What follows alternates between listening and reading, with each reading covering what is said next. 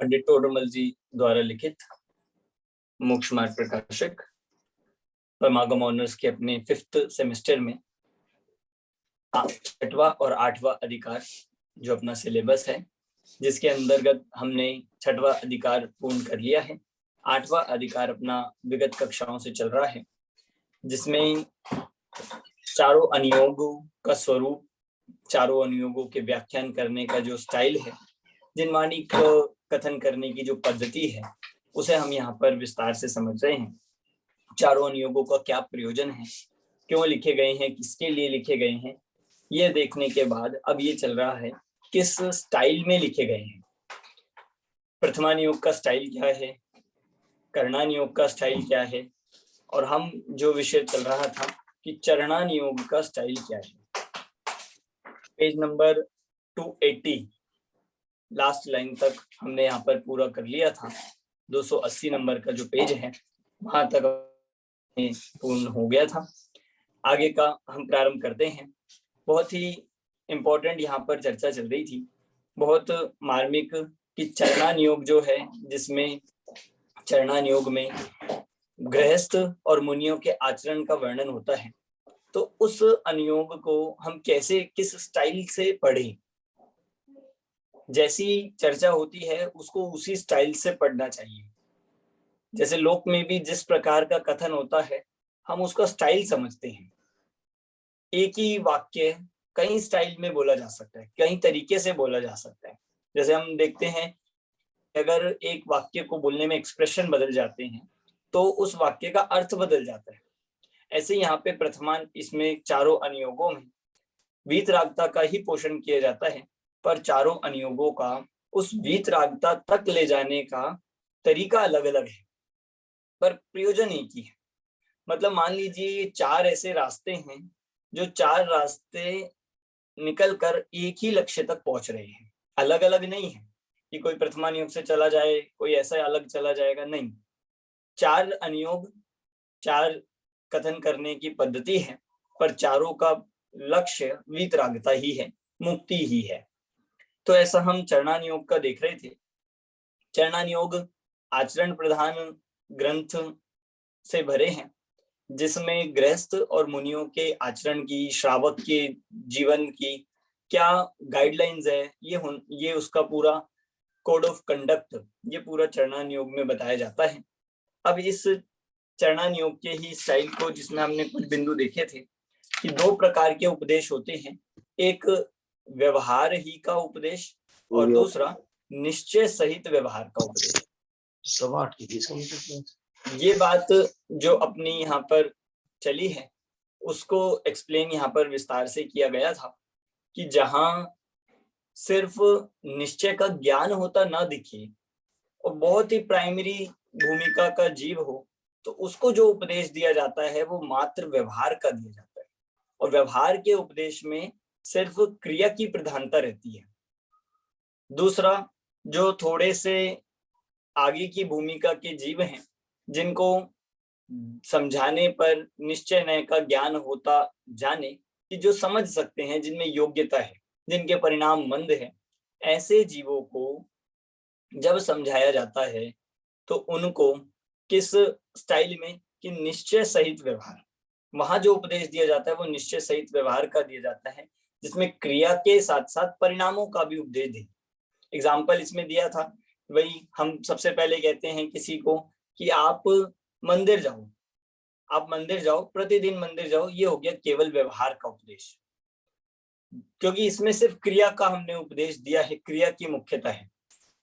जब हम उसी जीव को, जब थोड़ा अभ्यास होगा या अभ्यास हो जाएगा, तो उस जीव को जब हम कहेंगे कि आप मंदिर तो जा रहे हो, मंदिर तो जाओ, पर वहां पर ध्यान पूर्वक दर्शन करो, वहां पर आप भगवान के स्वरूप का विचार करो, चिंतन करो, और जो दर्शन करो वो भेद विज्ञान पूर्वक करते हुए करो, आत्मचिंतन करें।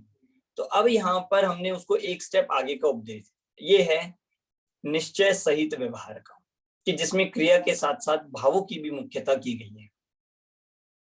समझ आ गया? तो यहां तक हमने ये 2 वर्णन पढ़े थे। फिर कई बातें कही थी कि चरणानुयोग में कई बार मंद कषाय उत्पन्न कराकर भी तीव्र कषाय के कार्य छुड़ाते हैं। एक बिंदु आया था, कई बार चरणान योग में कषाय उत्पन्न कराकर भी दूसरी कषाय छुड़ाई जाती है, पाप छुड़ाए जाते हैं, जिसमें ये बात देखी थी कि कोई नरक का भय दिखाकर, भय कषाय उत्पन्न कराकर हिंसा आदि छुड़ाते हैं, परिग्रह छुड़ाते हैं। तो ये सब भी एक स्टाइल है कथन करने का, जिस तरह से हम ये पद्धति लोक में भी अपनाते हैं, उसमें भी फॉलो करते हैं कि भाई बच्चों को कोई बड़ी बुरी आदत छुड़ानी हो, कोई बहुत गलत आदत छुड़ानी हो, तो उसको कोई छोटी सी किसी अनेक क्रिया आदि के माध्यम से उसमें लगाकर उसे बड़ी आदत से छुड़ाया जाता है। यद्यपि वो चीज भी कषाय हो सकती है जिसमें हम लगा रहे हैं, पर हमारा लक्ष्य वहां पे बड़ा पाप छुड़ाना है। ठीक उसी प्रकार यहाँ पर ये बात उदाहरण दिए थे। इसके आगे पेज नंबर 280 में जो लास्ट लाइन है, अब एक प्रश्न उपस्थित कर रहे हैं, उसी चर्चा को आगे बढ़ाते हुए, हाँ, रीडिंग आप में से कौन करेगा? हम प्रारंभ करते हैं।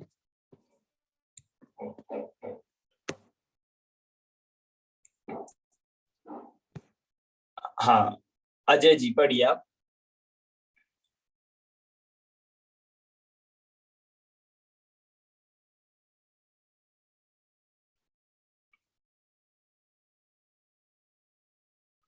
अनम्यूट कर लीजिए।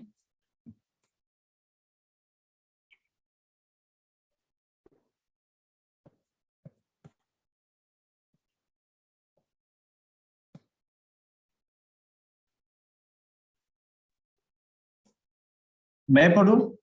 हाँ जी, हाँ जी, आप हाँ, पढ़िए। हाँ। यहाँ प्रश्न है कि कोई कषाय छुड़ाकर कोई कषाय करने का प्रयोजन क्या? समाधान: जैसे रोग शीतांग भी है और ज्वर भी है, परंतु किसी का शीतांग से मरण होता जाने वहां वैद्य उसको ज्वर होने का उपाय करता है, और ज्वर होने के पश्चात उसके जीने की आशा हो तब बाद में ज्वर को भी मिटाने का उपाय करता है। उसी प्रकार कषाय तो सभी हेय है, परंतु किन्हीं जीवों के कषायों से पाप कार्य होता जाने वहां श्री गुरु उनके पुण्य कार्य के कारणभूत कषाय होने का उपाय करते हैं। पश्चात उसके सच्ची धर्म बुद्धि हुई जाने तब बाद में वह कषाय मिटाने का उपाय करते हैं। ऐसा प्रयोजन जानना। हाँ, देखिए, एक पॉइंट ये हुआ है जो पूरा कंप्लीट हो गया कि जहां कषाय उत्पन्न करके भी पाप को छुड़ाते हैं। तो प्रश्न ये उठाया कि भाई कषाय एक उत्पन्न कराकर दूसरी छुड़ा रहे हो, क्या फायदा हुआ? जब आप एक छुड़ा रहे हो और दूसरी करा रहे हो, इसमें क्या फायदा हुआ? तो उदाहरण दिया है, रोग तो शीतांग भी है और ज्वर भी है। मतलब रोग एक ऐसी यहाँ पर बीमारी बता रहे हैं कि अगर शरीर गर्म हो जाए, ज्वर हो जाए, तो वो भी एक बीमारी है, वो भी एक रोग है। पर किसी का शरीर गर्म तो ना हो, बहुत ठंडा हो जाए, ठंडा पड़ जाए, शीतांग जिसे कहा है, तो वो भी बीमारी है कि नहीं? कि वो भी बीमारी है। अब जो डॉक्टर जब किसी को सलाह देता है या किसी को वैद्य जो दवाई देता है, उपाय बताता है, तो जैसे किसी के गर्म हो रही है बॉडी, तो उसको इस तरह की औषधि दी जाती है कि उसका ज्वर निकल जाए।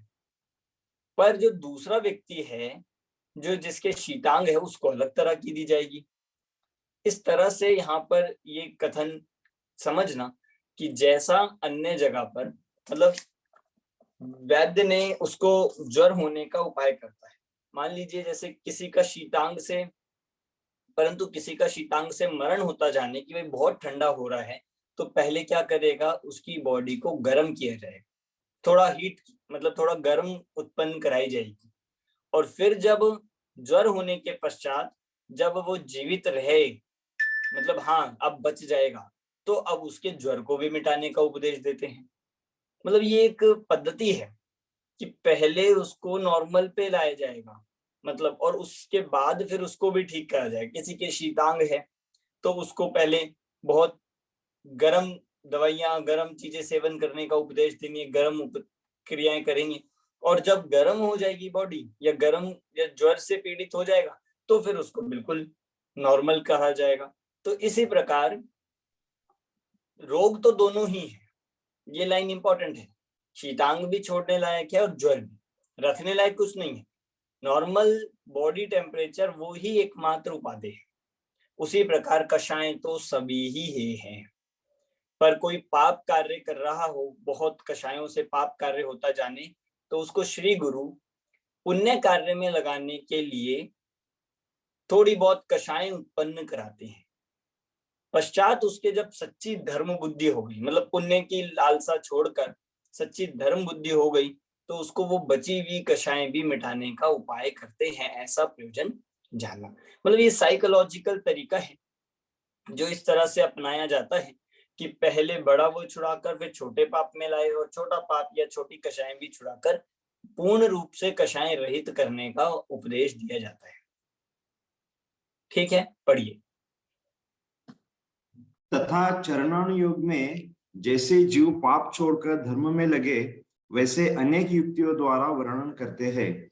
वहां लौकिक दृष्टांत, युक्ति, उदाहरण, न्यायवृत्ति के द्वारा समझाते हैं। वह कहीं अन्य मत के भी उदाहरण आदि कहते हैं। जैसे सुक्त मुक्तावली में लक्ष्मी को कमलवासिनी कही, वह समुद्र में विष और लक्ष्मी उत्पन्न हुए, उस अपेक्षा उसे विष की भगिनी कही है। इसी प्रकार अन्यत्र कहते हैं। वहां कितने ही उदाहरण झूठे भी है, परंतु सच्चे प्रयोजन का पोषण करते हैं, इसलिए दोष नहीं है। यहाँ कोई कहे कि झूठ का तो दोष लगता है ना? उत्तर, यदि झूठ भी है और सच्चे प्रयोजन का पोषण करे तो उसे झूठ नहीं कहते, तथा सच भी है और झूठे प्रयोजन का पोषण करे तो वह झूठ ही है। अलंकार युक्ति नामादिक में वचन अपेक्षा झूठ सच नहीं है, प्रयोजन की अपेक्षा झूठा सच है। जैसे तुच्छ शोभा सहित नगरी को इंद्रपुरी के समान कहते हैं, सो झूठ है, परंतु शोभा के प्रयोजन का पोषण करता है, इसलिए झूठ नहीं है। तथा इस नगरी में छत्र को दंड है, अन्यत्र नहीं है, ऐसा कहा सो झूठ है। अन्यत्र भी दंड देना पाया जाता है, परंतु वहां अन्यायवान थोड़े हैं और न्यायवान को दंड नहीं देते। ऐसे प्रयोजन का पोषण करता है, इसलिए झूठ नहीं है। तथा बृहस्पति का नाम सूर्यगुरु लिखा है, वो मंगल का नाम कुछ लिखा है, सो ऐसे नाम अन्य मत अपेक्षा है। इनका अक्षरार्थ है सो झूठा है, परंतु वह नाम उस पदार्थ का अर्थ प्रकट करता है, इसलिए झूठ नहीं है। इस प्रकार अन्य मतादिक के उदाहरणादिक देते हैं, सो झूठ है, परंतु उदाहरणादिक का तो श्रद्धान करना है नहीं। श्रद्धान तो प्रयोजन का करना है, और प्रयोजन सच्चा है, इसलिए दोष नहीं है। हाँ, देखिए यहाँ पे ये पॉइंट पूरा हो गया है कि पाप छोड़ने के लिए धर्म में लगे अनेक प्रकार की युक्तियां देते हैं, अनेक प्रकार के तर्क देंगे। युक्ति में सब आ गए, तर्क से समझाएंगे, दृष्टांत से समझाएंगे, उदाहरण से समझाएंगे, न्याय से समझाएंगे। बस प्रयोजन क्या है? जीव को धर्म में लगाना। इसमें एक बात ऐड यहाँ पर कर दी है कि कई बार वो जो उदाहरण दिए जाते हैं वो झूठे भी होते हैं, मतलब फिक्शन भी होते हैं, मतलब काल्पनिक भी होते हैं, और कुछ ऐसे भी होते हैं जो अन्य मत के हैं। इस तरह से ऐसे अनेक उदाहरण, युक्ति आदि का प्रयोग करके भी समझाते हैं, पर फिर भी वहां पे झूठ का दोष नहीं लगता, क्योंकि झूठ का दोष तब लगे कि जब उसका प्रयोजन अन्यथा हो जाए, जब प्रयोजन उल्टा हो जाए। जब झूठ का प्रयोजन होगा तब वो झूठ कहलाएगा, पर प्रयोजन यहाँ पे वीतरागता है। इसीलिए इन अनेक प्रकार के अलंकार, नाम, युक्ति आदि वचन की अपेक्षा झूठ सच नहीं है, प्रयोजन की अपेक्षा से झूठ सच मानना चाहिए। इस तरह समझाया जाता है। और दृष्टांत भी जो कई बार ऐसे ऐसे दिए जाते हैं, आप देखोगे हमें भी ऐसा लगता है कि भाई आचार्यों ने कैसे दे दिए ऐसे दृष्टांत, ऐसा दृष्टांत कैसे आ गया? तो वह दृष्टांत समझाना उनका उद्देश्य नहीं है। आप वो समझो तो बहुत अच्छी बात है, नहीं समझो तो भी कोई बात नहीं। वहां तो दृष्टांत का श्रद्धान नहीं कराना है, श्रद्धान तो प्रयोजन का कराना है, और प्रयोजन सच्चा है, इसलिए कोई दोष नहीं है। चलिए आगे बढ़ते हैं। तथा चरणाण योग में छद्मस्त की बुद्धि गोचर स्थूलपने की अपेक्षा से लोक प्रवृत्ति की मुख्यता सहित उपदेश देते हैं, परंतु केवल ज्ञान गोचर सूक्ष्मपने की अपेक्षा नहीं देते, क्योंकि उसका आचरण नहीं हो सकता। यहाँ आचरण करने का प्रयोजन है। जैसे अनुवृत्ति के त्रस हिंसा का त्याग कहा है और उसके स्त्री सेवन आदि क्रियाओं में त्रस हिंसा होती है। यह भी जानता है कि जिनवाणी में यहाँ त्रस कह है, परंतु इसके त्रस मारने का अभिप्राय नहीं है, और लोक में जिसका नाम त्रसघात है उसे नहीं करता है, इसलिए उस अपेक्षा उसके त्रस हिंसा का त्याग है।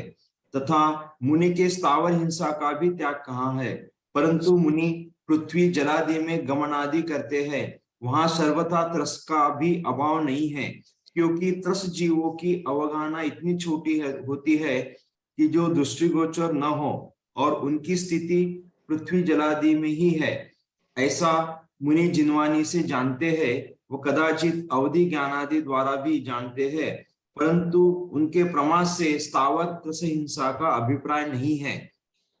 तथा लोक में भूमि खोदना तथा अप्रासुक जल से क्रिया करना इत्यादि वृत्ति का नाम स्थावर हिंसा है, और स्थूल त्रस जीवों को पीड़ित करने का नाम त्रस हिंसा है, उसे नहीं करते। इसलिए मुनि को सर्वथा हिंसा का त्याग कहते हैं। इसी प्रकार असत्य स्तेय अब्रह्म परिग्रह का त्याग कहा है। केवल ज्ञान के जानने की अपेक्षा तो असत्य वचन योग 12वें गुणस्थान पर्यंत कहा है।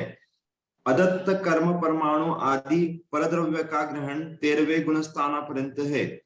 वेद का उदय 9वें गुणस्थान पर्यंत है। अंतरंग परिग्रह 10वें गुणस्थान पर्यंत है। बाह्य परिग्रह समोशरण आदि केवली की भी होता है, परंतु प्रमाद से पापरूप अभिप्राय नहीं है। और लोक प्रवृत्ति में जिन क्रियाओं द्वारा यह झूठ बोलता है, चोरी करता है, कुशील सेवन करता है, परिग्रह रखता है इत्यादि नाम पाता है, वे क्रियाएं इनकी नहीं है, इसलिए असत्यादिक का इनके त्याग कहा जाता है। तथा जिस प्रकार मुनि के मूल गुणों में पंचेंद्रियों के विषय का त्याग कहा है, परंतु इंद्रियों का जानना तो मिटता नहीं है, और विषयों में राग द्वेष सर्वथा दूर हो तो यथा क्या चारित्र हो जाए सो हुआ नहीं है, परंतु स्थूल रूप से विषय इच्छा का अभाव हुआ है, और बाह्य विषय सामग्री मिलाने की प्रवृत्ति दूर हुई है, इसलिए इनके इंद्रिय विषय का त्याग कहा है। इसी प्रकार अन्यत्र जानना। हाँ जी, ये एक बिंदु, ये वाला जो एक पॉइंट हुआ है, छद्मस्त की बुद्धि गोचर स्थूल पने की अपेक्षा से लोक प्रवृत्ति की मुख्यता सहित उपदेश देते हैं।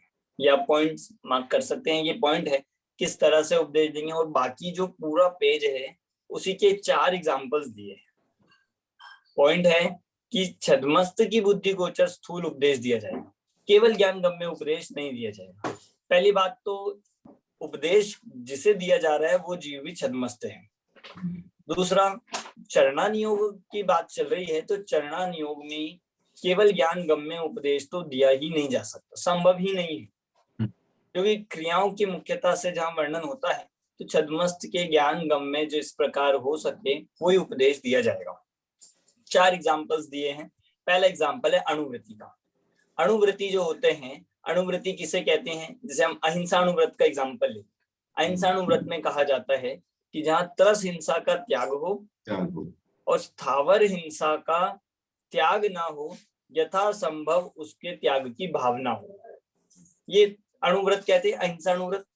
ये तो क्लियर है, हम सब मानते हैं।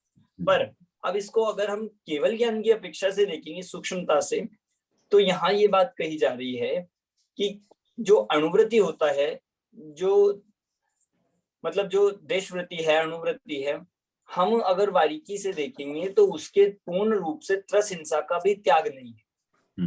कैसे नहीं है? क्योंकि बहुत सारे एग्जाम्पल आप लगा सकते हो।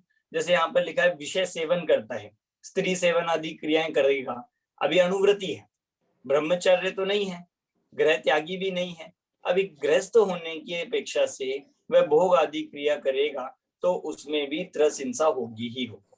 दूसरा, घर में रहेगा, व्यापार करेगा या अन्य भी कार्य करता है, या घर में खाना बनाता है या अन्य कार्य करता है, तो इन सब आरंभ आदि के कार्यों में भी विरोध हिंसा आदि के कार्यों में भी त्रस हिंसा हो सकती है, हो जाती है। मतलब केवल ज्ञान की अपेक्षा से आप देखोगे सूक्ष्मता से, तो अभी उसके त्रस हिंसा का पूर्ण रूप से त्याग नहीं है। फिर भी उसको त्यागी क्यों कह रहे हैं? लोक प्रवृत्ति अनुसार। तो ये कहा लोक में जिसे त्रसघात कहा है कि भाई संकल्प पूर्वक नहीं मारेगा, बड़े बड़े जीव सामने दिखेंगे तो नहीं मारेगा, खुद सोच समझकर प्लानिंग करके नहीं मारेगा, ऐसा लोक में जिसे त्रसघात कहा है वो उसके नहीं है, इसलिए उसे त्यागी कहते हैं, इसलिए उसके त्रस हिंसा का त्याग कहा जाता है। समझ आ गया पहला एग्जाम्पल कि सूक्ष्मता से देखने पर अभी नहीं है, पर चरणानुयोग यही कहेगा, उसको त्यागी ही कहेंगे चरणानुयोग में, क्योंकि स्थूल बुद्धि गोचर उसके कथन किया जाता है। अब देखो यहाँ बात तो चल रही है चरणानुयोग के व्याख्यान विधान की, पर इसके माध्यम से हमारे कई सारे और भी कॉन्सेप्ट क्लियर होते हैं। क्योंकि ये प्रश्न हमें आता है, पहले भी किसी के द्वारा पूछा गया था कि जो अणुवृत्ति है, जो संकल्पी हिंसा का त्यागी होता है, तो क्या उसके बाकी 3 जो हिंसाएं होती हैं उसमें त्रस जीवों का घात नहीं होता क्या? होता है, क्योंकि बाकी जो हिंसा जिसको जो उसके गुण स्थान अनुसार पाई जाती है, तो कदाचित उसके उनमें त्रस जीवों की घात भी हो सकता है, होगा ही। मतलब आप थोड़ा लॉजिकली देखोगे तो होगा ही। जब वो आरंभ करेगा, जब वो व्यापार करेगा, तो सब उनमें त्रस जीवों का घात भी होगा। पर क्योंकि संकल्प नहीं है और लोक में जिसे त्रस घात कहते हैं वो उसके नहीं है, और उसने संकल्प पूर्वक ये प्रण या ये प्रतिज्ञा ली है कि वह यथासंभव त्रस जीवों का भी और स्थावर जीवों का भी हिंसा का त्याग करता है, इसलिए उसको तो भी हम त्रस हिंसा का त्यागी कहते हैं, अहिंसानुव्रति कहते हैं। ऐसे आप सत्य पे लगा लेना, जो सत्य अणुव्रत है, अचौर्याणुव्रत है, इस तरह से सब पे ये बात लग जाएगी। दूसरा एग्जांपल दिया है मुनि का। मुनि के, अब मुनि पे आ जाइए। मुनि के जो महाव्रती होते हैं, अहिंसा महाव्रती, उनके कौन सी हिंसा का त्याग होता है? कितनी हिंसा का त्याग होता है, त्रस या स्थावर? सर व्यवहार से तो दोनों, मगर हाँ। निश्चय से तो होता ही है सर। नहीं, आप तो मुनि स्वरूप से बताइए त्याग होता है कि नहीं। कि हाँ, त्यागी होते हैं। मुनि सर्व प्रकार की हिंसा के त्यागी है। अहिंसा महाव्रती जिन्हें कहा गया है, पूर्ण रूप से प्रमाद रहित हो चुके हैं, ऐसे मुनियों को यहाँ पर अहिंसा मतलब सर्व प्रकार से अहिंसा का पालन होता है। परंतु ये तो हो गया चरणानुयोग का स्टाइल। चरणानुयोग तो उनके इस प्रकार की प्रवृत्ति को देखकर ही उनको अहिंसा महाव्रती कहेगा। पर अगर हम कर्णानुयोग की अपेक्षा से देखेंगे या केवल ज्ञान गम्य विषय देखेंगे, तो मुनि जो हैं त्रस हिंसा का तो पूरी तरह से त्याग कर चुके हैं, पर जब वो गमन करेंगे तो वायुकायिक जीवों की हिंसा होगी कि नहीं हो? जब वो गमन करेंगे तो वनस्पति कायिक जीवों की हिंसा होगी कि नहीं हो? जब वो बोलेंगे, उपदेश देंगे, तो उसमें वायुकायिक जीवों की हिंसा होगी या नहीं होगी? होगी। पर ऐसा होने पर भी उनको त्रस और स्थावर दोनों हिंसा का पूर्ण त्यागी कहा गया है। आप समझ रहे? मतलब हमें उस बात को किस स्टाइल से, किस ढंग से ग्रहण करना है, ये बात समझनी होगी। क्योंकि नहीं तो हम उलझ जाएंगे, नहीं तो हमें विरोध लगेगा कि एक तरफ तो देखो चरणानुयोग में कहा जा रहा है कि मुनि जो हैं वे त्रस और स्थावर हिंसा के त्यागी होते हैं, पर ये तो कर रहे हैं, इनके तो हो रही है, दिखाई दे रहा है कदाचित। तो यहाँ भी ये बात समझनी चाहिए कि हिंसा का संबंध जो है मूल रूप से वो प्रमाद परिणति से है, और मुनि जो होते हैं वे सर्व प्रकार से अब यत्नाचार पूर्वक सर्व जीवों के अभयदान रूप अहिंसा के भाव धारण करते हैं। इसलिए कदाचित स्थावर जीवों की भी हिंसा हो जाए, त्रस की भी हो जाए, यहाँ तो त्रस भी लिखा कि त्रस का भी अभाव नहीं है, तो भी उनको अहिंसा महाव्रती कहा जाता है। जो दृष्टि गोचर नहीं है, वो कदाचित केवल ज्ञान आदि के द्वारा वो जानने में आता है। ऐसा यहाँ पर मुनि के अहिंसा महाव्रत के संबंध में लगाना चाहिए। समझ आ गई बात? अब इसी को ऐसे ही सत्य, अचौर्य आदि पे भी लगेगा। मतलब सारी चीजों पे इस तरह से आप घटित कर सकते हो। आप और इस पे चिंतन करोगे तो वो भी हमें ख्याल में आ जाएगा। इतना समझिए कि लोक में जिसे स्थावर हिंसा कहते हैं, लोक में जिसे त्रस हिंसा कहते हैं, वो मुनि के रंच मात्र भी नहीं, किसी के प्रति कोई शारीरिक रूप से भी नहीं है, वचन रूप से भी नहीं, इसीलिए उनको ऐसी हिंसा कदाचित पाए जाने पर भी उनको महाव्रती कहा जाता है, अहिंसक कहा जाता है। इस तरह से आप समझना। तीसरा एग्जाम्पल दिया है केवल ज्ञानी का। यहाँ केवल ज्ञानी के मतलब यहाँ पे जो दृष्टांत है थोड़ा सा अलग तरीके से बताया कि केवल ज्ञान के जानने की अपेक्षा तो असत्य वचन योग 12वें गुणस्थान पर्यंत का है। वीतरागी के लिए लगेगा एग्जाम्पल। 12वें गुणस्थान में जो वीतरागी होते हैं, जो मान लीजिए शपथ श्रेणी चढ़कर 12वें गुणस्थान में पूर्ण वीतराग अवस्था को प्राप्त कर चुके हैं, अब उनके कौन कौन से विकारी भाव रह जाते हैं कि कुछ भी नहीं रहता, वो तो पूर्ण वीतरागी हो गए हैं। पर जब हम कर्णा योग से देखेंगे तो 12वें गुणस्थान तक असत्य वचन योग कहा गया। योग तो है ही, मोह मिट चुका है, कषाय मिट चुकी है, पर योग है। और योग में भी कौन सा कहा है? असत्य वचन योग कहा गया है। अदत्त कर्म परमाणु आदि पर द्रव्य का ग्रहण 13वें गुणस्थान पर्यंत है। वेद का उदय 9वें गुणस्थान पर्यंत है। जैसे उस दिन प्रश्न आया था ना हमारी कक्षा में कि अरिहंत भगवान के सबसे ज्यादा योग कैसे हैं, कि सूक्ष्मता से कर्णन योग की अपेक्षा से जब हम देखेंगे केवल ज्ञान गम में जब वर्णन पढ़ेंगे तो कहा जाएगा कि वहां तक पाया जाता है, परंतु प्रमाद से वो उनके अभिप्राय नहीं है, प्रमाद से रहित है, इसलिए उनको ऐसा होने पर भी पूर्ण वीतरागी कहा जाता है। पूर्ण वीतरागी कहा जाएगा। 13वें गुण स्थान वाले को तो अरिहंत भगवान ही हम कहते ही हैं, पूर्ण वीतरागी होने के साथ साथ सर्वज्ञ भी कहा जाता है। इसीलिए यहाँ पर ये कह रहे हैं, देखो, परंतु प्रमाद से पाप रूप अभिप्राय नहीं है, और लोक प्रवृत्ति में जिन क्रियाओं द्वारा ये झूठ बोलता है, चोरी करता है, कुशील सेवन करता है, परिग्रह रखता है इत्यादि नाम पाता है, वे क्रिया नहीं है, इसलिए असत्य आदि का इनके त्याग कहा जाता है। यद्यपि कर्म अनुसार उनके असत्य वचन योग पाया जा रहा है, पर वे झूठ नहीं बोलते हैं। लोक में किसी भी प्रकार से झूठ की प्रवृत्ति नहीं पाई जा रही है, तो इसीलिए उनको असत्य का पूर्ण रूप से त्यागी कहा जाएगा। ठीक है, इस तरह से ये तीसरा एग्जाम्पल हुआ। चौथा अंतिम इस प्रकार दे दिया कि मुनि के मूल गुणों में पंचेंद्रिय विषयों का त्याग का है, पर इंद्रियों का जानना मिटता नहीं है। अब देखोगे कर्णान योग तो क्या कहता है कि इंद्रियों को जानना ही उनका विषय है। जब इंद्रिय जान रही हैं इसका मतलब विषय चल रहे हैं, पर मुनि जो है वे इंद्रिय विजय कहलाते हैं। मुनियों के जो 5 उसमें कहा जाता है इंद्रिय विजय। तो इंद्रिय विजय मतलब जिन्होंने पूर्ण रूप से इंद्रिय विषयों का त्याग कर दिया है। पर क्या वो देखते हैं कि नहीं आंखों से, बोलते हैं कि नहीं, भोजन ले रहे हैं कि नहीं, तो ये सब तो चल रहा है, फिर इंद्रियों के विषयों का त्याग कहाँ हुआ? तो ये कहा कि विषयों में राग द्वेष दूर हो गया होता है, यथा क्या चारित्र हो गया होता है। तो यहाँ कह रहे हैं स्थूल रूप से विषयों का अभाव हुआ है, बाह्य सामग्री मिलाने की प्रवृत्ति दूर हो गई है, इसलिए उनको इंद्रिय विषय का त्याग करें। एक तो इंद्रिय विषयों के प्रति आसक्ति छूट गई है, इच्छा छूट गई है। दूसरा, उनको जुटाने की, बाह्य सामग्री मिलाने की प्रवृत्ति छूट गई। अब उन्हें मतलब नहीं है कि भोजन में उनको क्या मिल रहा है क्या नहीं मिल रहा है। तो ऐसा होने पर क्या किधर मतलब इस तरह से ऐसा प्रवृत्ति होने पर यह कहा जाता है कि उन्होंने अब सर्व प्रकार से इंद्रिय विषयों का त्याग कर दिया। यद्यपि जब तक इंद्रियां पाई जाती है तब तक इंद्रियों का व्यापार चलता है, तो इंद्रियों का त्याग संभव नहीं है। फिर भी इंद्रिय विषयों का त्यागी कैसे कह रहे हैं? क्योंकि उनके प्रति राग द्वेष छूट गया है, इच्छा छूट गई। समझ आ गया है?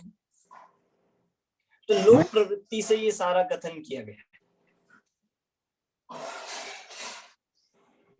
हाँ जी, एक शब्द है यहाँ अदत्त कर्म परमाणु, इसका मतलब क्या है? दूसरा प्रश्न ये है कि जब मुनि शुद्ध भाव में रहते हैं तो वो टाइम में उनको इंद्रिय विषय का त्याग कह सकते हैं, क्योंकि जब शुभ में आते तब हो सकता है इंद्रिय विषय का।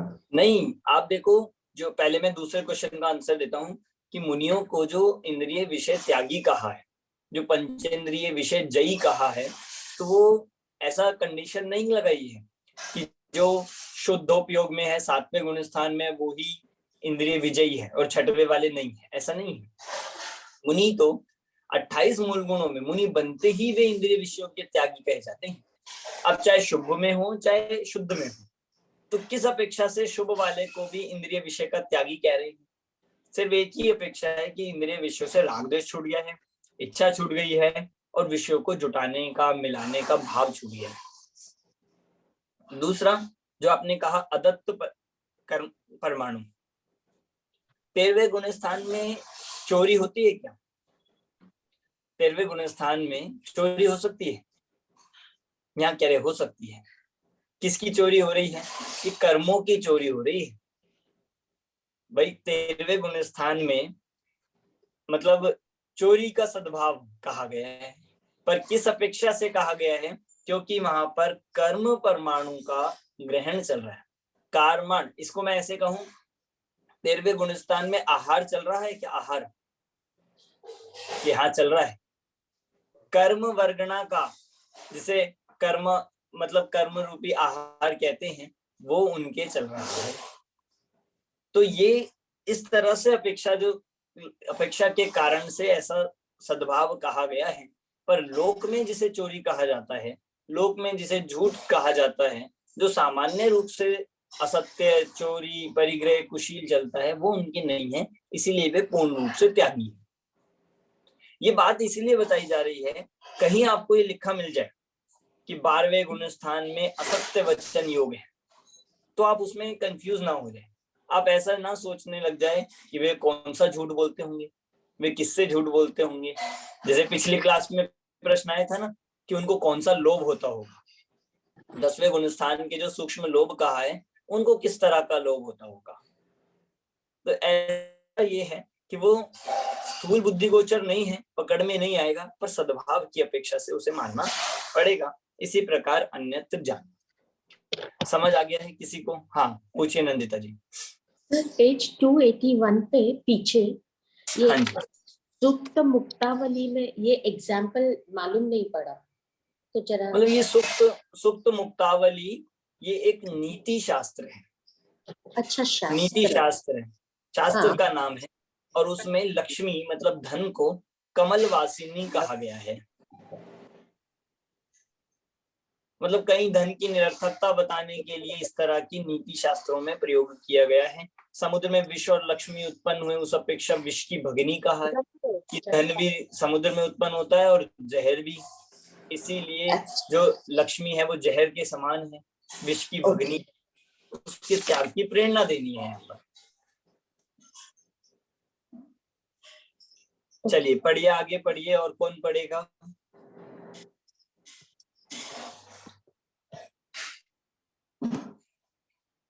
कौन पढ़ना चाहेगा? हाँ पढ़िए, विनीता जी आप पढ़िए। सर एक क्वेश्चन भी था, ये जैसे ये तो समझ में आ रहा है कि कर्म परमाणु को ग्रहण कर रहा है, इसलिए एक तरह से चोरी वाली बात समझ में आ रही है, लेकिन असत्य वाली बात केवल ज्ञान के जानने की अपेक्षा से लिखा हुआ है इसमें कि केवल ज्ञान को नहीं, की जानने की अपेक्षा से असत्य वचन। केवल ज्ञान के जानने की अपेक्षा से ये सारे हैं, मतलब स्टार्टिंग कर दी है केवल ज्ञान के जानने की अपेक्षा से। उसमें अब सब पॉइंट, पहला असत्य वचन योग 12वें गुण स्थान तक रहेगा। दूसरा अदत्त कर्म परमाणु आदि पर द्रव्य का ग्रहण 13वें गुण स्थान पर्यंत है। तीसरा वेद का उदय 9वें गुण स्थान। ये सारी ही चीजें केवल ज्ञान के जानने की अपेक्षा, मतलब ये जो बातें हैं ये सिर्फ केवल ज्ञान के जानने में आएगी। ये सारी बातें असत्य का क्या रोल हुआ है? सद्भाव का क्या मतलब है कि उनकी क्योंकि वचन योग है इसलिए असत्य वचन का योग है या? हाँ जी, हाँ जी, क्योंकि उनके वचन योग पाया जाता है, और वचन योग में आप देखोगे तो दोनों प्रकार के, मतलब तीनों ही होते हैं उनके, तो सत्य, असत्य और उभय तीनों पाए जाते हैं। इस तरह से वो सद्भाव की अपेक्षा से, योग के सद्भाव की अपेक्षा से उनके ये कहा गया। अब कोई इससे ये ना समझ ले वे झूठ बोलते हैं, क्योंकि ये जो बात है सिर्फ केवल ज्ञान गम में है कि किस प्रकार का उनके असत्य वचन योग होता है। ठीक है, मतलब बहुत ही इंपॉर्टेंट और इंटरेस्टिंग प्रकरण है। एक बात को समझाने के लिए 4 एग्जाम्पल दिए, और उस 4 एग्जाम्पल को समझकर हमारे 4 कॉन्सेप्ट क्लियर हो रहे हैं। 4 अलग अलग जगह की, मतलब श्रावक का स्वरूप भी एक पॉइंट क्लियर हो जाता है, उसमें ऐड हो जाता है। मुनि के स्वरूप में एक पॉइंट ऐड हो जाता है। कभी हम हिंसा का वर्णन पढ़े तो उसमें हमें और एक बात पता लग गई कि अनुव्रति को त्रस हिंसा का त्यागी कह तो रहे हैं, पर केवल ज्ञान अपेक्षा से है। मतलब ये बात हमारे और अनेक शास्त्रों के प्रकरणों को पुष्ट करता है। तो ये बहुत इंपॉर्टेंट प्रकरण चल रहा है। पढ़िए आगे। तथा वृत्ति जीव त्याग व आचरण करता है, सो चरणानियोग की पद्धति अनुसार व लोक प्रवृत्ति के अनुसार त्याग करता है। जैसे किसी ने त्रस हिंसा का त्याग किया, वहां चरणानियोग में व लोक में जिसे त्रस हिंसा कहते हैं उसका त्याग किया है। केवल ज्ञानादि द्वारा जो त्रस देखे जाते हैं उनकी हिंसा का त्याग बनता ही नहीं। वहां जिस त्रस हिंसा का त्याग किया उस रूप मन का विकल्प न करना सो मन से त्याग है। वचन न बोलना सो वचन से त्याग है। काय द्वारा नहीं प्रवर्तना सो काय से त्याग है। इस प्रकार अन्य त्याग व ग्रहण होता है, सो ऐसी पद्धति सहित ही होता है, ऐसा जानना।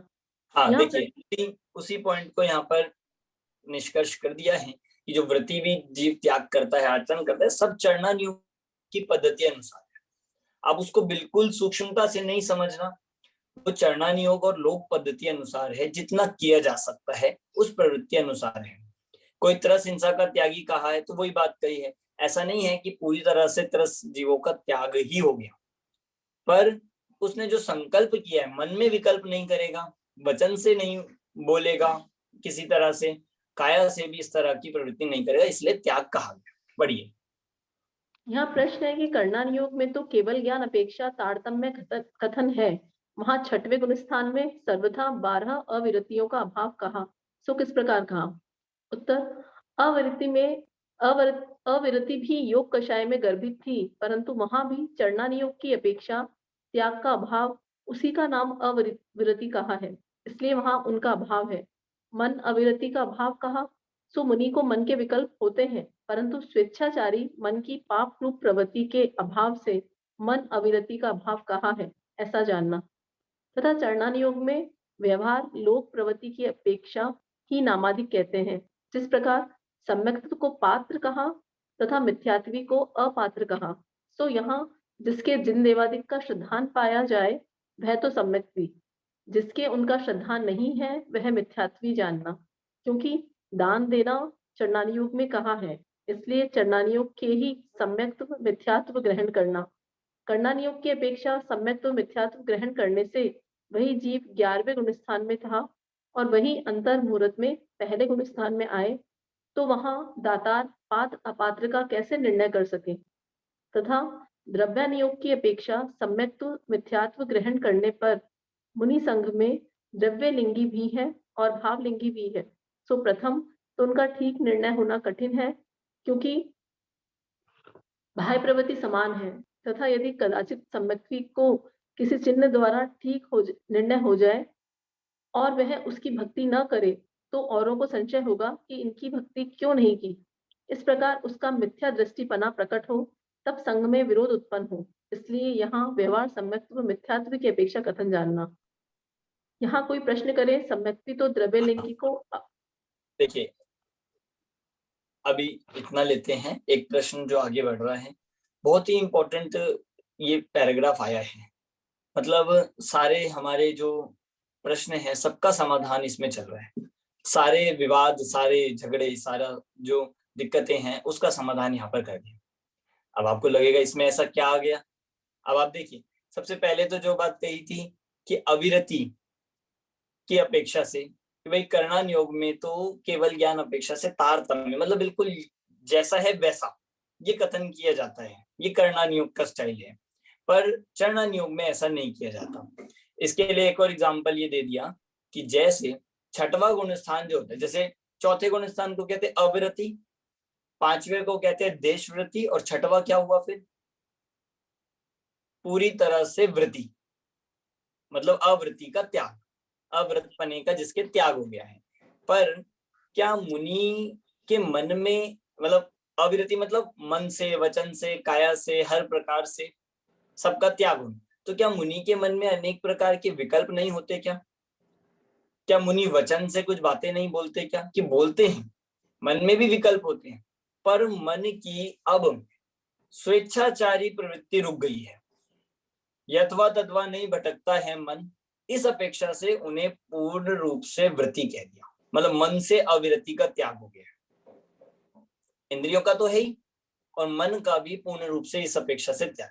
मतलब आप ये ना समझे कि मन में जानना हो रहा है, उन्होंने विकल्प कर लिया, उनके मन में जानना हो गया तो वो अविरति हो गए या वो भ्रष्ट हो गए, ऐसा नहीं है। स्वेच्छाचारी मन की पाप रूप प्रवृत्ति मिट गई है, इसीलिए मन अविरति का उनके अभाव का है, मन से पूर्ण रूप से विरत हो गए।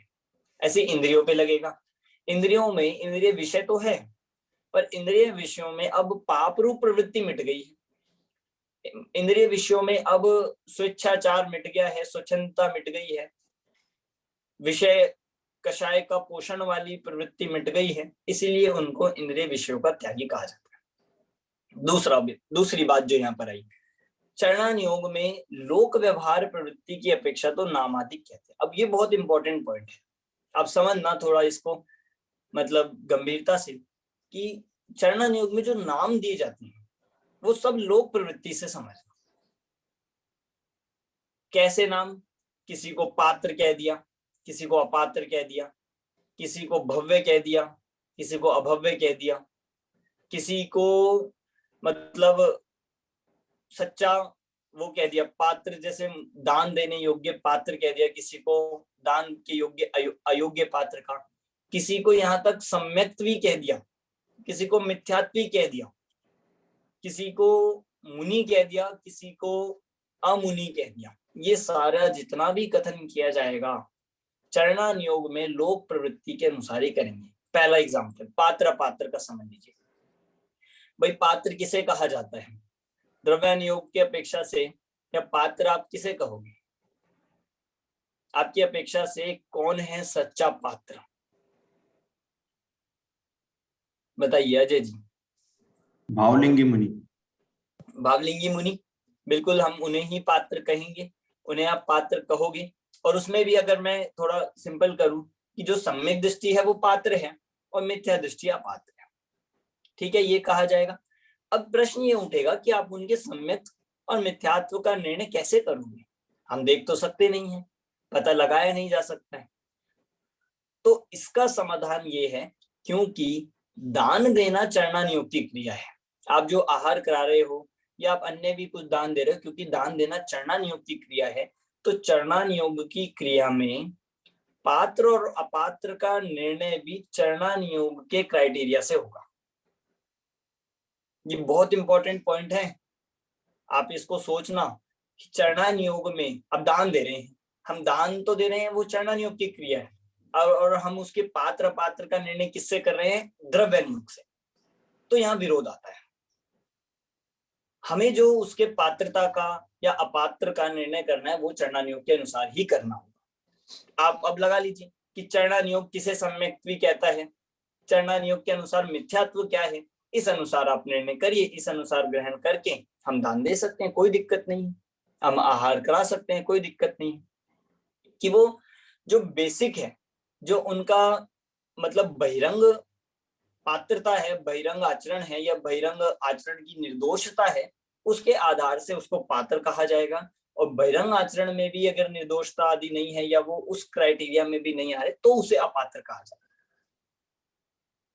समझना, हम हमारे साथ ये बहुत दिक्कत होती है। हम किसी की साधर्मी की मदद करना चाहिए, हमें विकल्प आ रहे हैं, हम उसकी किसी प्रकार से सहायता करें, तो हमारे मन में एक शंका आ जाती है जब हम थोड़ा पढ़ लिख लेते हैं कि पता नहीं ये धर्मात्मा है या नहीं है, पता नहीं ये धर्म करते हैं या नहीं है, हम इन्हें दान दे कि नहीं दे, पता नहीं इनके परिणाम कैसे होंगे, अच्छे हैं कि नहीं है, हम इन्हें दान दे सकते हैं कि नहीं। तो ये विकल्प आता है।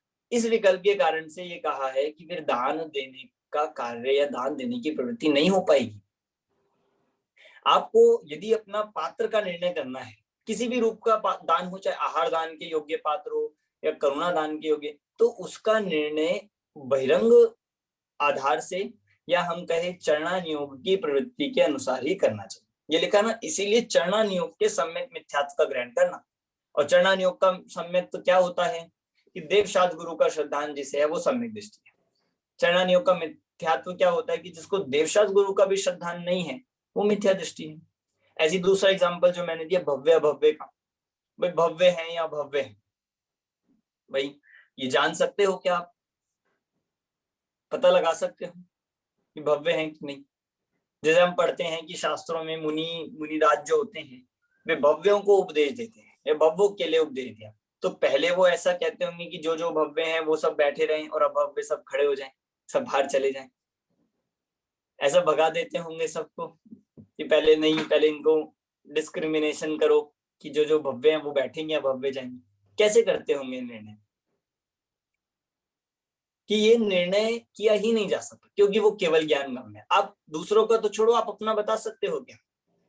नरेश जी, आपको क्या लगता है, आप भव्य हो या अभव्य हो? अभव्य। ऐसे तो हम बता ही नहीं सकते कि भव्य है या भव्य है, क्योंकि ये बताना ये केवल ज्ञान में ही संभव है। तो भव्य अभव्य का निर्णय भी जो किया गया है, परिभाषा तो ये कि जो सम्यक दर्शन प्राप्त कर ले, जिसमें योग्यता हो, वो भव्य है। पर जब हम लोक प्रवृत्ति अनुसार चरणानियोग के अनुसार किसी को प्रेरणा देनी है, किसी को समझाना है, तो वहां भव्य की परिभाषा क्या बनाई गई है कि जो तत्व की बात प्रीति पूर्वक सुने वो भव्य है। इतना मात्र लक्षण भव्य का है। और जो तत्व की बात जिसको सुनने में अच्छी नहीं लगती है, सुहाती नहीं है, प्रीति नहीं है, कष्ट लगता है, जबरदस्ती लगती है, वो अभव्य है। अब इससे ही आगे आप लगा लेना कि तो सर हम सब तो भव्य ही है ना नरेश भाई, हम सब भव्य ही है। हाँ जी, भव्य ही है, क्योंकि सब अपने अपने रुचि अपने परिणाम को जानते ही हैं। और वास्तव में भव्य अभव्य का जो क्राइटेरिया है वो यही किया जा सकता है, इसके अलावा दूसरा कोई बना ही नहीं सकता। इसलिए देखो, ये दूसरा एग्जाम्पल हो गया। इस तरह से यहाँ पर ये बात कह दी है कि पात्र का दातार अगर निर्णय करता है तो गुण स्थानों की अपेक्षा से ना करें, चरणानियोग के अनुसार से करें। फिर इसमें एग्जाम्पल दे दिया मुनि का भी, कि मुनि को भी अगर कहा जा रहा है, अगर आप द्रव्यलिंगी भावलिंगी की अपेक्षा से भी कह रहे हो तो कह रहे हैं उनका निर्णय होना कठिन है। हम द्रव्यलिंगी को नहीं देंगे, भावलिंगी को देंगे, या भावलिंगी को ही दान आहार आदि कराएंगे, तो ये निर्णय करना कठिन है क्योंकि बाह्य प्रवृत्ति तो दोनों की समान है। आप कैसे निर्णय करोगे? फिर यदि कदाचित सम्यक्ति को किसी चिन्ह द्वारा सही निर्णय हो जाए और फिर उनकी भक्ति ना करें तो फिर संशय होगा कि भक्ति क्यों नहीं करी, औरों को संशय होगा। मतलब इस तरह से संघ में अव्यवस्था हो जाएगी। मान लीजिए एक पूरा संघ है जिसमें कुछ मुनि भावलिंगी है, कुछ द्रव्यलिंगी है।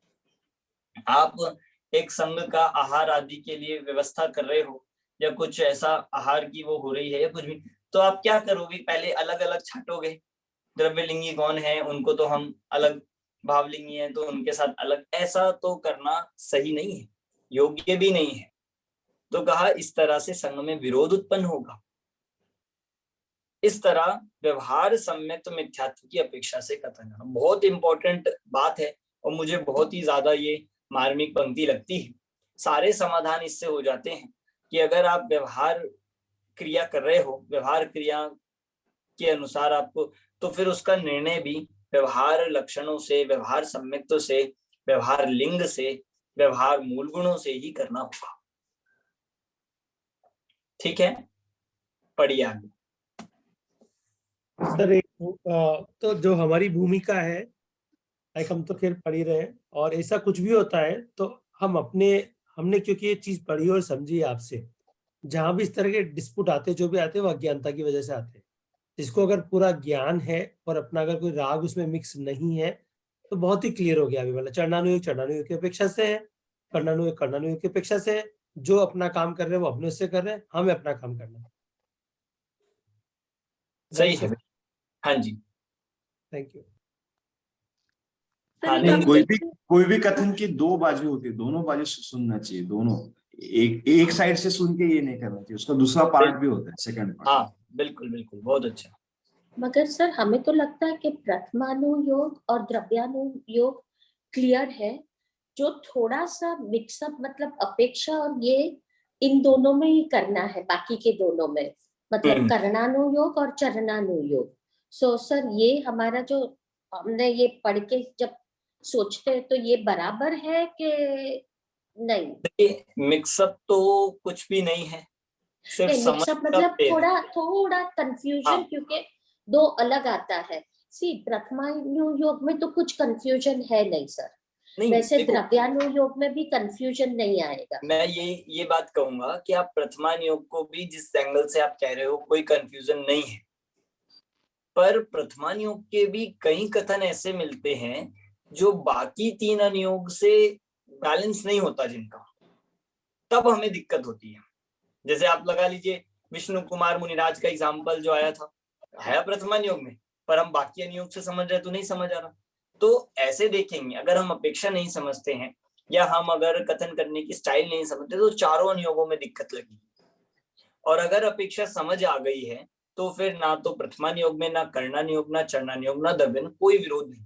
और टोडरमल जी को ये बात पता थी, इसीलिए उन्होंने अगला प्रकरण ही ये लिख दिया कि इन अनुयोगों में दोष कल्पना का निराकरण, कि परस्पर में जो विरोध आ रहा है, दोष आएगा ना, कि ये अनुयोग तो ये कहता है और इसी अनुयोग का कॉन्ट्राडिक्टरी दूसरा अनुयोग का सेम कथन मिल जाएगा, तो फिर वहां पे कैसे बैलेंस बनाना है, उन्होंने ये प्रकरण अलग से एक लिखा है, उसकी करेंगे हम आगे बात। तो चौथे गुणस्थान वाला जैसे अविरति है और पांचवे वाले का आपने क्या बताया, देश विरति? देशवृत्ति पढ़िए। यहाँ कोई प्रश्न करे, सम्यक्ति तो द्रव्यलिंगी को अपने से हीन गुण युक्त मानता है, उसकी भक्ति कैसे करें? समाधान, व्यवहार धर्म का साधन द्रव्यलिंगी के बहुत है और भक्ति करना भी व्यवहार ही है। इसलिए जैसे कोई धनवान हो परंतु जो कुल में बड़ा हो, उसे कुल अपेक्षा बड़ा जानकर उसका सत्कार करता है, उसी प्रकार आप सम्यक्त्व गुण सहित है परंतु जो व्यवहार धर्म में प्रधान हो, उसे व्यवहार धर्म की अपेक्षा गुणाधिक मानकर उसकी भक्ति करता है, ऐसा जानना। इसी प्रकार जो जीव बहुत उपवास आदि करे उसे तपस्वी कहते हैं। यद्यपि कोई ध्यान अध्ययन आदि विशेष करता है वह उत्कृष्ट तपस्वी है, तथापि यहाँ चरणानुयोग में बाह्य तप की प्रधानता है, इसलिए उसी को तपस्वी कहते हैं। इस प्रकार अन्य नामाधिक जानना, ऐसे ही अन्य प्रकार सहित चरणानुयोग में व्याख्यान का विधान जानना। हाँ देखिए, नाम वाला जो अपना वो चल रहा था वही इसको समापन कर दिया है कि सम्यक्ति तो द्रव्यलिंगी अपने से हीन गुणयुक्त मानता है, उससे भक्ति कैसे करें, ये भी एक दिक्कत है। अब जो सम्यक दृष्टि है उसको पता है कि भावलिंग ही वास्तव में पूज्य है, तो वो द्रव्यलिंगी को कैसे भक्ति कर ले, कैसे आहार करा दे, कैसे उनको दान दे दे, कैसे करा दे। तो फिर समाधान बहुत अच्छा किया है, व्यवहार धर्म का साधन द्रव्यलिंग के बहुत है। द्रव्यलिंगी मुनि को भी आप ऐसा मत समझिए कोई हीन आचरण वाले हैं। द्रव्यलिंगी मुनि के नाम पर किसी को कोई छोटा या कोई हीन मत समझिए कि वो भ्रष्ट होंगे, बिल्कुल भी नहीं। द्रव्यलिंगी मुनि का सर्वोत्कृष्ट आचरण है, आचरण की अपेक्षा, व्यवहार धर्म की अपेक्षा से उनके बहुत धर्म है। भक्ति करना, क्योंकि जैसे दान देना व्यवहार की क्रिया है, ऐसी भक्ति भी तो व्यवहार ही है।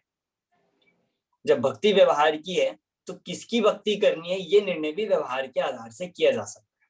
व्यवहार में उनके द्रव्यलिंग है, ये बहुत है, ये बहुत ज्यादा है, इसीलिए ऐसा समझना चाहिए। एग्जाम्पल दिया, जैसे कोई धनवान हो परंतु जो कुल में बड़ा हो उसे कुल की अपेक्षा से बड़ा जानकर सत्कार करता है, बिल्कुल ये बात सही है।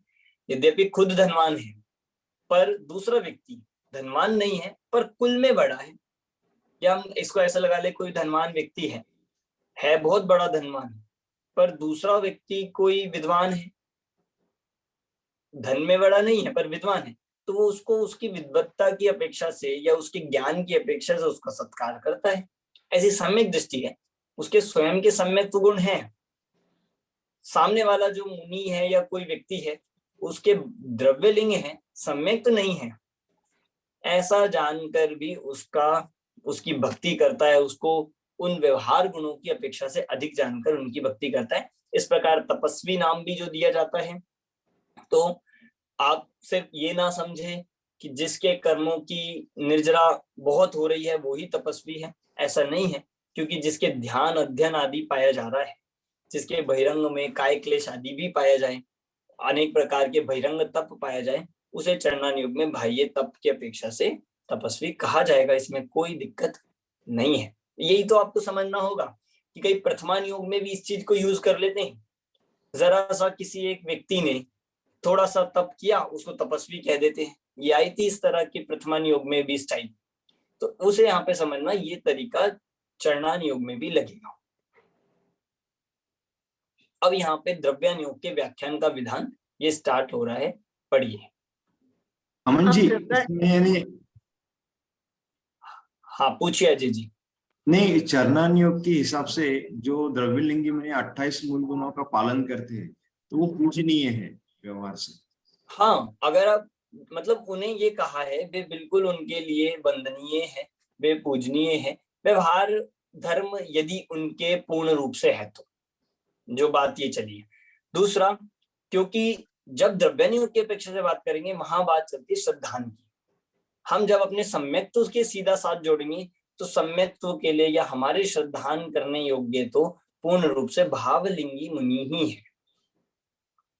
पर आपको दान, भक्ति, वंदना, स्तुति, नमस्कार, इनमें कोई दिक्कत नहीं है। ये हमें व्यवहार धर्म का निर्णय करके, मतलब ये भी अंधभक्ति से नहीं, यहाँ पे ये जो बात कही उनके द्रव्य लिंग है, इस बात का निर्णय करके हम ये कार्य कर सकते हैं। इसमें दोष नहीं लगेगा, यानी उस अंतरंग में भले ही सम्यक भी ना हो, बट हाँ बिल्कुल, कोई दोष नहीं लगेगा इसमें। पढ़िए। अब द्रव्यान योग में व्याख्यान का विधान कहते हैं, जीवों के जीवादि द्रव्यों का यथार्थ श्रद्धान जिस प्रकार हो उस प्रकार विशेष युक्ति हेतु दृष्टांतादि का यहाँ निरूपण करते हैं, क्योंकि इसमें यथार्थ श्रद्धान कराने का प्रयोजन है। वहाँ यद्यपि जीवादि वस्तु अभेद है, तथापि उनमें भेद कल्पना द्वारा व्यवहार से द्रव्य गुण पर्यायदि के भेदों का निरूपण करते हैं तथा प्रतीति कराने के अर्थ अनेक युक्तियों द्वारा उपदेश देते हैं अथवा प्रमाण न्याय द्वारा उपदेश देते हैं, वह भी युक्ति है तथा वस्तु के अनुमान प्रत्याभिज्ञानादिक करने को हेतु दृष्टांतादिक देते हैं। इस प्रकार यहाँ वस्तु की प्रतीति कराने को उपदेश देते हैं तथा यहाँ मोक्ष मार्ग का श्रद्धान कराने के अर्थ जीवादि तत्वों का विशेष युक्ति हेतु दृष्टांतादि द्वारा निरूपण करते हैं। वहाँ स्व पर भेद विज्ञानादिक जिस प्रकार हो उस प्रकार जीव अजीव का निर्णय करते हैं तथा वीतराग भाव जिस प्रकार हो उस प्रकार आश्रवादिक का स्वरूप बतलाते हैं और वहाँ मुख्य रूप से ज्ञान वैराग्य के कारण जो आत्मानुभवादिक उनकी महिमा गाते हैं। हाँ देखिए, यहाँ तक ये हुआ है। अभी थोड़ा बेसिक द्रव्यान योग का स्टाइल बताया है। देखिए द्रव्यान योग अब बिल्कुल क्या है, क्रीम है। द्रव्यान योग बिल्कुल सार है, मतलब जैसे बोलते हैं ना क्रीम क्रीम सार सार। अब यहाँ पर किसी प्रकार का राग रंग, किसी प्रकार का जीवों को जोड़ना, किसी प्रकार का जीवों की प्रशंसा करना, किसी प्रकार के जीवों को कषाय उत्पन्न कराना, ये बिल्कुल भी नहीं चलेगा। यहाँ तो एक ही उद्देश्य है, बस हर प्रकार से यथार्थ श्रद्धान। यथार्थ श्रद्धान होने के बाधक जितनी चीजें है वो सब नहीं कही जाएगी। यहाँ पर थोड़ा सा भी अगर लगता है, थोड़ी सी भी शंका लगती है कि इसके कारण से या ये कहने से जीव अटक सकता है, भटक सकता है, तो द्रव्यान योग उसका कथन नहीं करेगा, चाहे वो व्रत नियम संयम आदि भी क्यों ना हो। ये स्टाइल है द्रव्यान योग का। पकड़ में आ रहा है आपको, समझ में आए? इस तरह से क्या क्या बातें कही कि भाई कुछ भी दृष्टांत देगा, कुछ भी युक्ति देंगे, किसी भी प्रकार के न्याय से समझाएंगे, पर प्रयोजन है सिर्फ यथार्थ श्रद्धान कराना। जीवादि तत्वों का भेद करके कथन कहेंगे, अभेद करके कथन कहेंगे, द्रव्य गुण पर्यायों का कथन करेंगे, प्रमाण न्याय से उपदेश देंगे, पर प्रयोजन एक ही है, वस्तु की प्रतीति कराने का उपदेश। जीव को समझना है, जीव को आप शरीर के माध्यम से समझाएंगे, जीव को उनके ज्ञान दर्शन आदि गुणों से समझाएंगे, 47 शक्तियों से समझाएंगे, 6 सामान्य गुण से समझाएंगे, द्रव्य गुण पर्याय से समझाएंगे, सब द्रव्यान योग में आता है। इतने से समझाते हैं, पर प्रयोजन क्या है कि जीव की श्रद्धा करो, जीव की प्रतीति होनी चाहिए। ये द्रव्यान योग का स्टाइल है। वेद विज्ञान कराना, स्वपर का भेद विज्ञान कराना, मोक्ष मार्ग का श्रद्धान कराना, और आगे चल के कह दिया जैसे तैसे वीतराग भाव हो उस प्रकार आश्रवादी का स्वरूप बतलाते हैं, आत्मानुभवन आदि की महिमा गाते हैं। ये द्रव्य योग का मूल प्रयोजन है और यही स्टाइल है। अब ये नहीं कहेगा कि आप थोड़ी सी कषाय करके यदि धर्म में लगते हो तो बहुत बढ़िया है, कि नहीं, वो स्टाइल वो जाएगा प्रथमा नियोग के खाते में, वो चला जाएगा चरणा नियोग के खाते में। द्रव्य नियोग तो कहेगा अगर रंज मात्र भी अंतरंग में कषाय हैं तो वो जीव अभी पूर्ण रूप से शुद्ध नहीं है या धर्मात्मा नहीं है, ऐसा कथन करेगा। शुद्ध आत्मा में लीन होना ही शुद्ध है और उसके बाहर सब अशुद्ध है। जैसे आत्मा का भेद विज्ञान करना, जो भेद विज्ञान है वो ही कर्म योग्य है। उसके अलावा यहाँ तक कह देंगे कि उससे पहले पढ़ना पढ़ाना भी वो भी है, वो भी छोड़ना पड़ेगा। इस तरह से ये स्टाइल अब देखो बिल्कुल ही बदल गया है। अब दूसरा पॉइंट इसका पढ़िए। तथा अमन द्रव्य जी नियोग एक में पॉइंट, हाँ पूछिए। जब तक विकल्प है इसका मतलब जब तक विकल्पात्मक स्थिति है तब तक सही धर्म नहीं है, नहीं। मतलब विकल्पात्मक स्थिति है तब तक वो पहले पूर्व की क्रियाएं पाई जाएगी, पर द्रव्य नियोग उनकी निरर्थकता ही बताएगा, उनकी उपयोगिता नहीं बताएगा। द्रव्य नियोग यही कहेगा कि नहीं, आपको पहुंचना तो निर्विकल्प ही अवस्था में है। निर्विकल्प अगर अवस्था विकल्प करेंगे तो निर्णय कर पाएंगे ना, तो सही बात और सही है। विवेक होएगा और तभी निर्णय कर पाएंगे। सही है तो विचार की मतलब विकल्प की भी इम्पोर्टेंस भले व्यवहार से, बट जरूरत तो है हमारी जरूर। भूमिका में। सही है बिल्कुल, पर द्रव्य नियोग का जो सूक्ष्म कथन है या जो द्रव्य नियोग की शैली है वो कहेंगे कि नहीं, थोड़ा सा भी विकल्प है तो आपको मोक्ष जाने में बाधा हो जाएगी। जैसे दो अपने पांडव रह गए थे, तो ये कहेगा तो द्रव्य नियोग यही, आप अपनी भूमिका अनुसार लगा लीजिए, आप उसे अनुसार, या यहाँ भी जब व्यवहार द्रव्य नियोग में भी व्यवहारने का कथन है, ऐसी बात नहीं, व्यवहारने का कथन भी करेंगे और व्यवहारने को हे भी बता देंगे। पढ़िए। तथा द्रव्य नियोग में निश्चय अध्यात्म उपदेश की प्रधानता हो, वहां व्यवहार धर्म का भी निषेध करते हैं। जो जीव आत्मानुभव का उपाय नहीं करते और बाह्य क्रियाकांड में मग्न हैं, उनको वहां से उदास करके आत्मानुभवादि में लगाने को व्रतशील संयमादि का हीनपना प्रकट करते हैं। वहां ऐसा नहीं जान लेना कि इनको छोड़कर पाप में लगना, क्योंकि उस उपदेश का प्रयोजन अशुभ में लगाने का नहीं है, शुद्धोपयोग में लगाने को शुभोपयोग का निषेध करते हैं। यहाँ कोई कहे, देखिए एक एक पॉइंट बताता जाता हूं मैं। ये पॉइंट हो गया, बहुत ही क्लियर है। अब इसके ही सब पॉइंट्स चलेंगे। निश्चय अध्यात्म उपदेश की प्रधानता में व्यवहार का भी निषेध करते हैं। मतलब ऐसा जो व्यवहार यद्यपि निचली भूमिका में उपयोगी है, हो सकता है वह प्रयोजनवान भी है, पर अध्यात्म की मुख्यता होने से, निश्चय की मुख्यता होने से उस व्यवहार का भी निषेध किया जाएगा। जैसे जो जीव बाह्य क्रियाकांड में बहुत लगे हैं, आत्मानुभव की, आत्मा की खबर नहीं है, तो उनको आत्मानुभव में लगाने के लिए कहा जाएगा शील संयम आदि व्रत आदि, ये भी इनका भी हीनपना बताएंगे, इनको भी छोड़ने के लिए कहेंगे। पर इनको छोड़ने को कहना यहाँ पर पाप में लगाने के लिए नहीं है, शुद्धोपयोग में लगाने का यहाँ पर प्रयोजन है, इसीलिए शुभोपयोग का निषेध करते हैं। पर हम ये बात जानते हैं, हम उसके साथ साथ ये बात जानेंगे कि जब तक शुद्धोपयोग नहीं होगा तब तक शुभोपयोग में लगेगा ही लगेगा, पर द्रव्य नियोग नहीं उसको कहेगा। नहीं, स्वच्छंदी नहीं होना, स्वच्छंदी भी नहीं हो और अटक भी ना जाए। पढ़िए। यहाँ कोई कहे कि अध्यात्म शास्त्र में पुण्य पाप समान कहे हैं, इसलिए शुद्धोपयोग हो तो भला ही है, न हो तो पुण्य में लगो या पाप में लगो। उत्तर, जैसे शूद्र जाति की अपेक्षा जाट चांडाल समान कहे हैं, परंतु चांडाल से जाट कुछ उत्तम है, वह अस्पृश्य है, यह स्पृश्य है।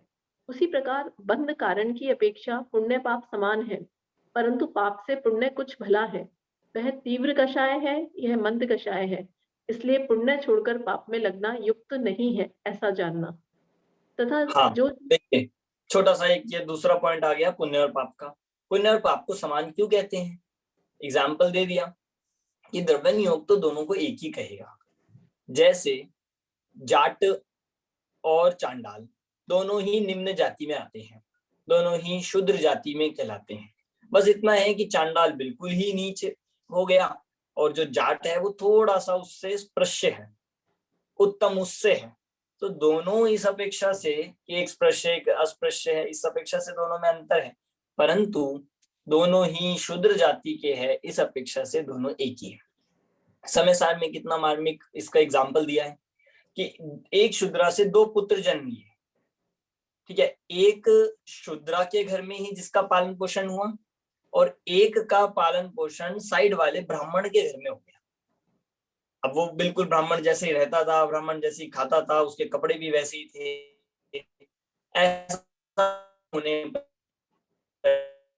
और दूसरा पे बिल्कुल, और एक ऐसा है जो दोनों अंतर है। दोनों में अगर देखा जाए नाटक समय बाहर सार की का अपेक्षा एग्जाम्पल है। हाँ, ये समय सार में कलश में एग्जाम्पल लिया है, 101 नंबर के कलश में, पुण्य पाप अधिकार। अभी हमारा जो डेली स्वाध्याय चल रहा है उसी का चल रहा है, तो यही कलश अभी आया है। तो दोनों में बाह्य आचरण की अपेक्षा से, दोनों में व्यवहार की अपेक्षा से बहुत अंतर दिखने पर भी, पर आप दोनों का डीएनए चेक कराओगे तो क्या निकलेगा? दोनों की रगों में अगर खून देखोगे तो किसका निकलेगा? कि शूद्रा का ही निकलेगा। ऐसे ही पुण्य और पाप दोनों ही बाहर से बहुत एक बन ठन के रहता है वो है पुण्य, और एक बिल्कुल वैसे रहता है वो है पाप। पर दोनों में दोनों किसकी संतान है? कि दोनों मोह की संतान है। दोनों कर्म बंधन की अपेक्षा से दोनों समान ही है, ऐसा यहाँ पर जानना चाहिए। पर ऐसा सुनकर पुण्य छोड़कर पाप में लगना युक्त नहीं है। कोई कहे पुण्य पाप जब समान है तो पाप में ही लग जाओ, कि नहीं, ये युक्त नहीं है। ये आपको कथन करने का स्टाइल समझना होगा कि अगर द्रव्य नियोग दोनों को समान बता रहा है तो वहां भी स्वच्छंद होना योग्य नहीं है। पढ़िए आगे। सर स्पृश्य मतलब? जिनको छू सकते हैं, जैसे छू अनटचेबल्स होते हैं और टचेबल्स। तथा जो जीव जिन बिंब भक्ति आदि कार्यों में ही मग्न है, उनको आत्म श्रद्धानादि कराने को देह में देव है, मंदिरों में नहीं, इत्यादि उपदेश देते हैं। वहां ऐसा नहीं जान लेना कि भक्ति छोड़कर भोजनादिक से अपने को सुखी करना, क्योंकि उस उपदेश का प्रयोजन ऐसा नहीं है। इसी प्रकार अन्य व्यवहार का निषेध वहां किया हो, उसे जानकर प्रमादी नहीं होना। ऐसा जानना कि जो केवल व्यवहार साधन में ही मग्न है, उनको निश्चय रुचि कराने के अर्थ व्यवहार को हीन बतलाया है। हाँ देखिए, जैसे अब कितना अच्छा एग्जाम्पल लोगों को ये बता दिया कि भाई कहाँ मंदिरों में भगवान को ढूंढते हो, कहाँ तीर्थों पे जाते हो, भगवान तो स्वयं है। प्रत्येक शरीर में आत्मा विद्यमान है, प्रत्येक शरीर में भगवान आत्मा विद्यमान है। अब तो कोई कहे कि भाई ये उपदेश सुनकर चलो बढ़िया है, अब खुद की पूजा शुरू कर दे और खुद की पूजा में भी खुद को प्रसन्न करें, खुद का अच्छा भोजन खाए कि हमारे भगवान खुश हो जाएंगे, हमारे भगवान सुखी हो जाएंगे। तो ये ग्रहण करने के लिए वो उपदेश नहीं दिया था, वहां प्रमादी होने के लिए उपदेश नहीं है। जिस भी प्रकार से व्यवहार में मग्न है, निश्चय रुचि कराने के लिए उपदेश दिया है। पढ़िए आगे। तथा उन्हीं शास्त्रों में सम्यक दृष्टि के विषय भोगादिक को बंध का कारण नहीं कहा, निर्जरा का कारण कहा, परंतु यहाँ भोगों का उपादेयपना नहीं जान लेना। वहां सम्यक दृष्टि की महिमा बतलाने को जो तीव्र बंध के कारण भोगादिक प्रसिद्ध थे, उन भोगादिक के होने पर भी श्रद्धान शक्ति के बल से मंद बंद होने लगा, उसे गिना नहीं, और उसी बल से निर्जरा विशेष होने लगी। इसलिए उपचार से भोगों को भी बंध का कारण नहीं कहा, निर्जरा का कारण कहा। विचार करने पर भोग निर्जरा के कारण हो तो उन्हें छोड़कर सम्यक दृष्टि मुनिपद का ग्रहण किस लिए करे। यहाँ इस कथन का इतना ही प्रयोजन है कि देखो सम्यक्त्व की महिमा, जिसके बल से भोग भी अपने गुण को नहीं कर सकते हैं। इसी प्रकार अन्य भी कथन हो तो उनका यथार्थपना जान लेना। हाँ देखिए, एक कथन या आगे एक एग्जाम्पल कि सम्यक दृष्टि को बंद नहीं होता, सम्यक दृष्टि के भोग भी बंद के कारण नहीं है, बिल्कुल परम सत्य है। पर ये सुनकर कोई अन्यथा ग्रहण ना करे। भोगों का उपादेयपना नहीं जानना, यहाँ पे सम्यक्त्व की शक्ति, उस श्रद्धान शक्ति के बल को बताना यहाँ पर प्रयोजन है कि सम्यक की ऐसी शक्ति है कि उसके बल से जो थोड़ा बहुत बंद भी हो रहा था ना, उससे भी बंद नहीं होता, वो भी बंद का कारण नहीं, कि निर्जरा ही मुख्य इतनी होती है कि निर्जरा ही हो रही है, ऐसा कहते हैं कि सम्यक दृष्टि के बंधन होते ही नहीं है। उसका अभिप्राय बदल गया, उसका श्रद्धान बदल गया है। जो भोग आदि चल भी रहे हैं उनके प्रति भी हे बुद्धि होने के कारण से वो भोग बंध के कारण होते ही नहीं है। इसे कहा देखो सम्यक्त्व की महिमा, जिसके बल से भोग भी अपने गुणों को नहीं कर सकते। ये सम्यक दर्शन की महिमा। पढ़िए आगे। तथा द्रव्यानियोग में भी चरणानियोगवत ग्रहण त्याग कराने का प्रयोजन है। इसीलिए छद्मस्त के बुद्धि गोचर परिणामों की अपेक्षा ही वहां कथन करते हैं। इतना विशेष है कि चरणानियोग में तो बाह्य क्रिया की मुख्यता से वर्णन करते हैं, द्रव्यानियोग में आत्म परिणामों की मुख्यता से निरूपण करते हैं, परंतु कर्णानियोगवत सूक्ष्म वर्णन नहीं करते, उसके उदाहरण देते हैं। उपयोग के शुभ अशुभ शुद्ध ऐसे 3 भेद कहे हैं। वहां धर्मानुराग रूप परिणाम वह शुभोपयोग, पापानुराग रूप व द्वेष रूप परिणाम वह अशुभोपयोग और राग द्वेष रहित परिणाम वह शुद्धोपयोग ऐसा कहा है। तो इस छद्मस्त के बुद्धि गोचर परिणामों की अपेक्षा यह कथन है। कर्णानियोग में कषाय शक्ति की अपेक्षा गुण स्थान आदि में संक्लेश विशुद्ध परिणामों की अपेक्षा निरूपण किया है, वह विवक्षा यहाँ नहीं है। कर्णानियोग में तो रागादि सहित रहित शुद्धोपयोग यथाख्यात चारित्र होने पर होता है, वह मोह के नाश से स्वयमेव होगा। निचली अवस्था वाला शुद्धोपयोग का साधन कैसे करे, तथा द्रव्यानियोग में शुद्धोपयोग करने का ही मुख्य उपदेश है। इसलिए वहां छद्मस्त जिस काल में बुद्धि गोचर भक्ति आदि व हिंसा आदि कार्य रूप परिणामों को छोड़कर आत्मानुभव आदि कार्यों में प्रवर्ते, उस काल उसे शुद्धोपयोगी कहते हैं। यद्यपि यहाँ केवल ज्ञान गोचर सूक्ष्म रागादिक है, तथापि उसकी विवक्षा यहाँ नहीं की अपनी बुद्धि गोचर रागादिक छोड़ता है, इस अपेक्षा उसे शुद्धोपयोगी कहा है। इसी प्रकार यहाँ पर एक और ये जो बात कही है कि द्रव्यानियोग जैसे चरणानियोग में ग्रहण त्याग कराने का प्रयोजन होता है, ऐसे द्रव्यानियोग में भी होता है। द्रव्यानियोग में भी कदाचित आत्म परिणामों की मुख्यता से निरूपण किया जाता है, पर प्रयोजन ये है कि ग्रहण त्याग आदि कराने का, जैसे यहाँ पर कहा कि 3 प्रकार के उपयोग, शुभ अशुभ और शुद्ध। धर्म रूप जो परिणाम हो शुभ है, पाप रूप जो परिणाम है वो अशुभ है, और जो राग द्वेष रहित शुद्ध उपयोग है वो शुद्ध है। पर कर्णानियोग क्या कहता है, वो कुछ अलग कहता है। कर्णानियोग थोड़ा सूक्ष्म बताता है कि वहां जो कहा गया है संक्लेश और विशुद्ध परिणामों की अपेक्षा से उपयोग के भेद कहे हैं। कर्णानियोग की अपेक्षा से अब देखो, ये भी एक बहुत बड़ा सिद्धांत यहाँ पे टोडरमल जी ने इशारा कर दिया। आप जब शुद्धोपयोग के नाम पर जो लड़ाई चलती है, शुद्धोपयोग के नाम पर जितना भी झगड़ा है, उसमें भी कोई विरोध नहीं है। आप कर्णानियोग की अपेक्षा से शुद्धोपयोग देखोगे तो कर्णानियोग तो कहेगा यथाख्यात चारित्र होने पर ही शुद्धोपयोग है, पर जब आप द्रव्यानियोग के आधार से शुद्धोपयोग देखोगे तो द्रव्यानियोग तो कहता है कि जहां बुद्धि पूर्वक हिंसा आदि छूटे, मतलब अशुभ छूट जाए, बुद्धि पूर्वक जब भक्ति आदि परिणाम छोड़कर आत्मानुभवन का कार्य हो, वो शुद्धोपयोग है। तो ये तो चौथे गुण स्थान से हो जाता है। इसीलिए बस ये 2 मत बन गए हैं। कुछ लोग कहते हैं चौथे में शुद्धोपयोग नहीं होता है, और कुछ लोग कहते हैं 11वें में होता है, मतलब इस तरह से कुछ कह रहे हैं चौथे में हो जाता है।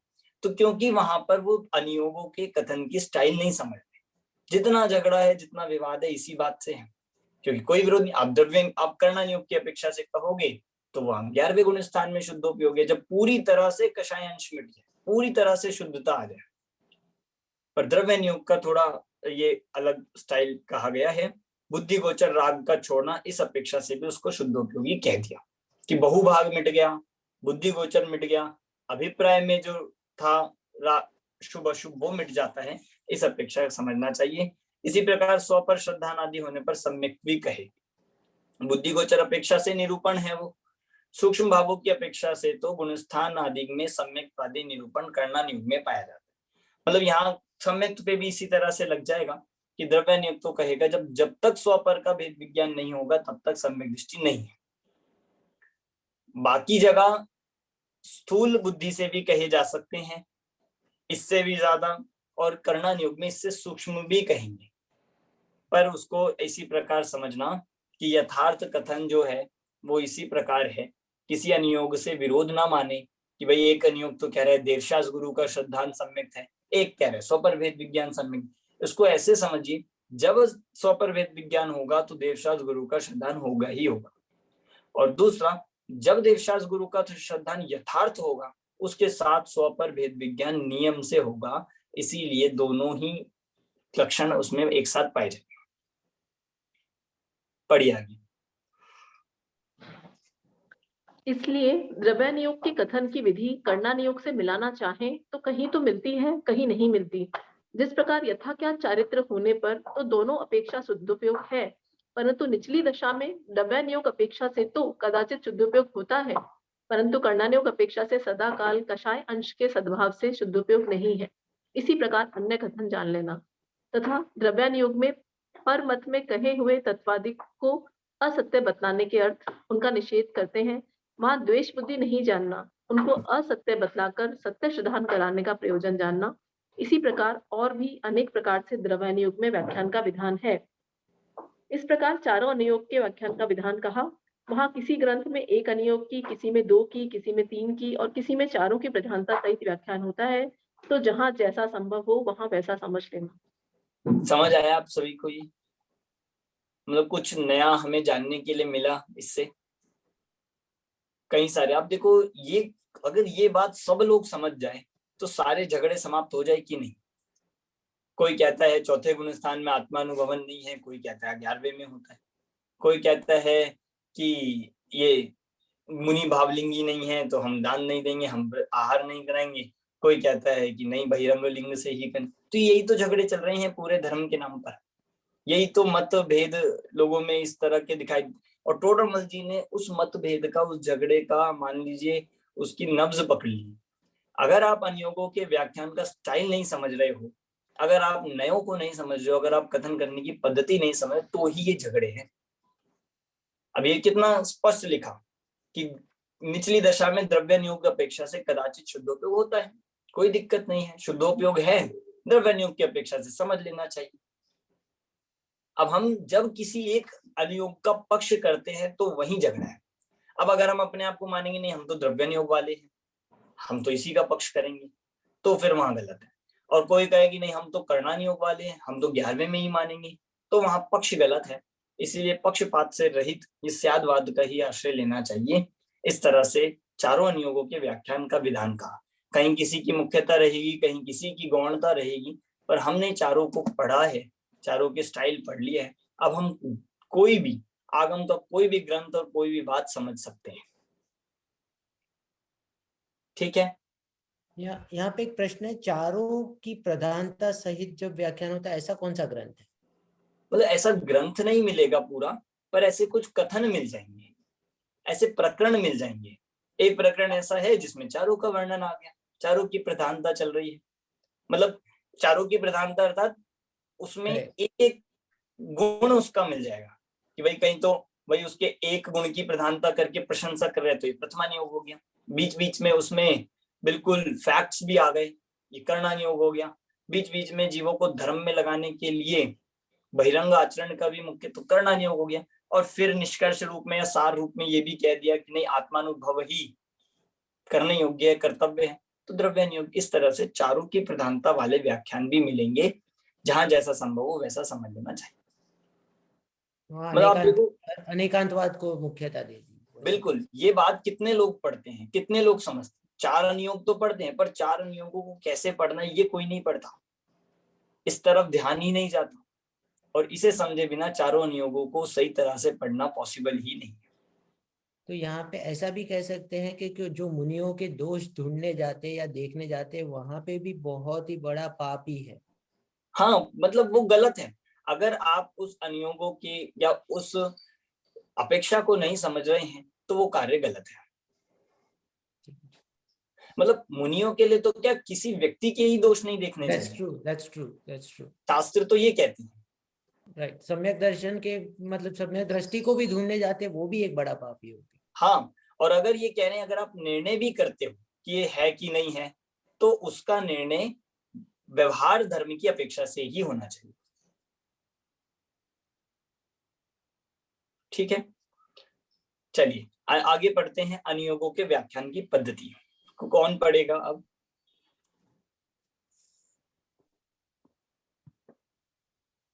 पढ़िए, कौन पढ़ना चाहेगा? मैं पढ़ता हूँ। हाँ पढ़िए, आप पढ़िए। एक ही मिनट में यहाँ पे बैकग्राउंड में आवाज आ रही है।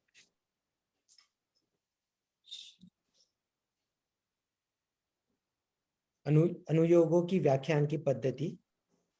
अब इन अनुयोगों में कैसी पद्धति मुख्यतः पाई जाती है सो कहते हैं। प्रथमानुयोग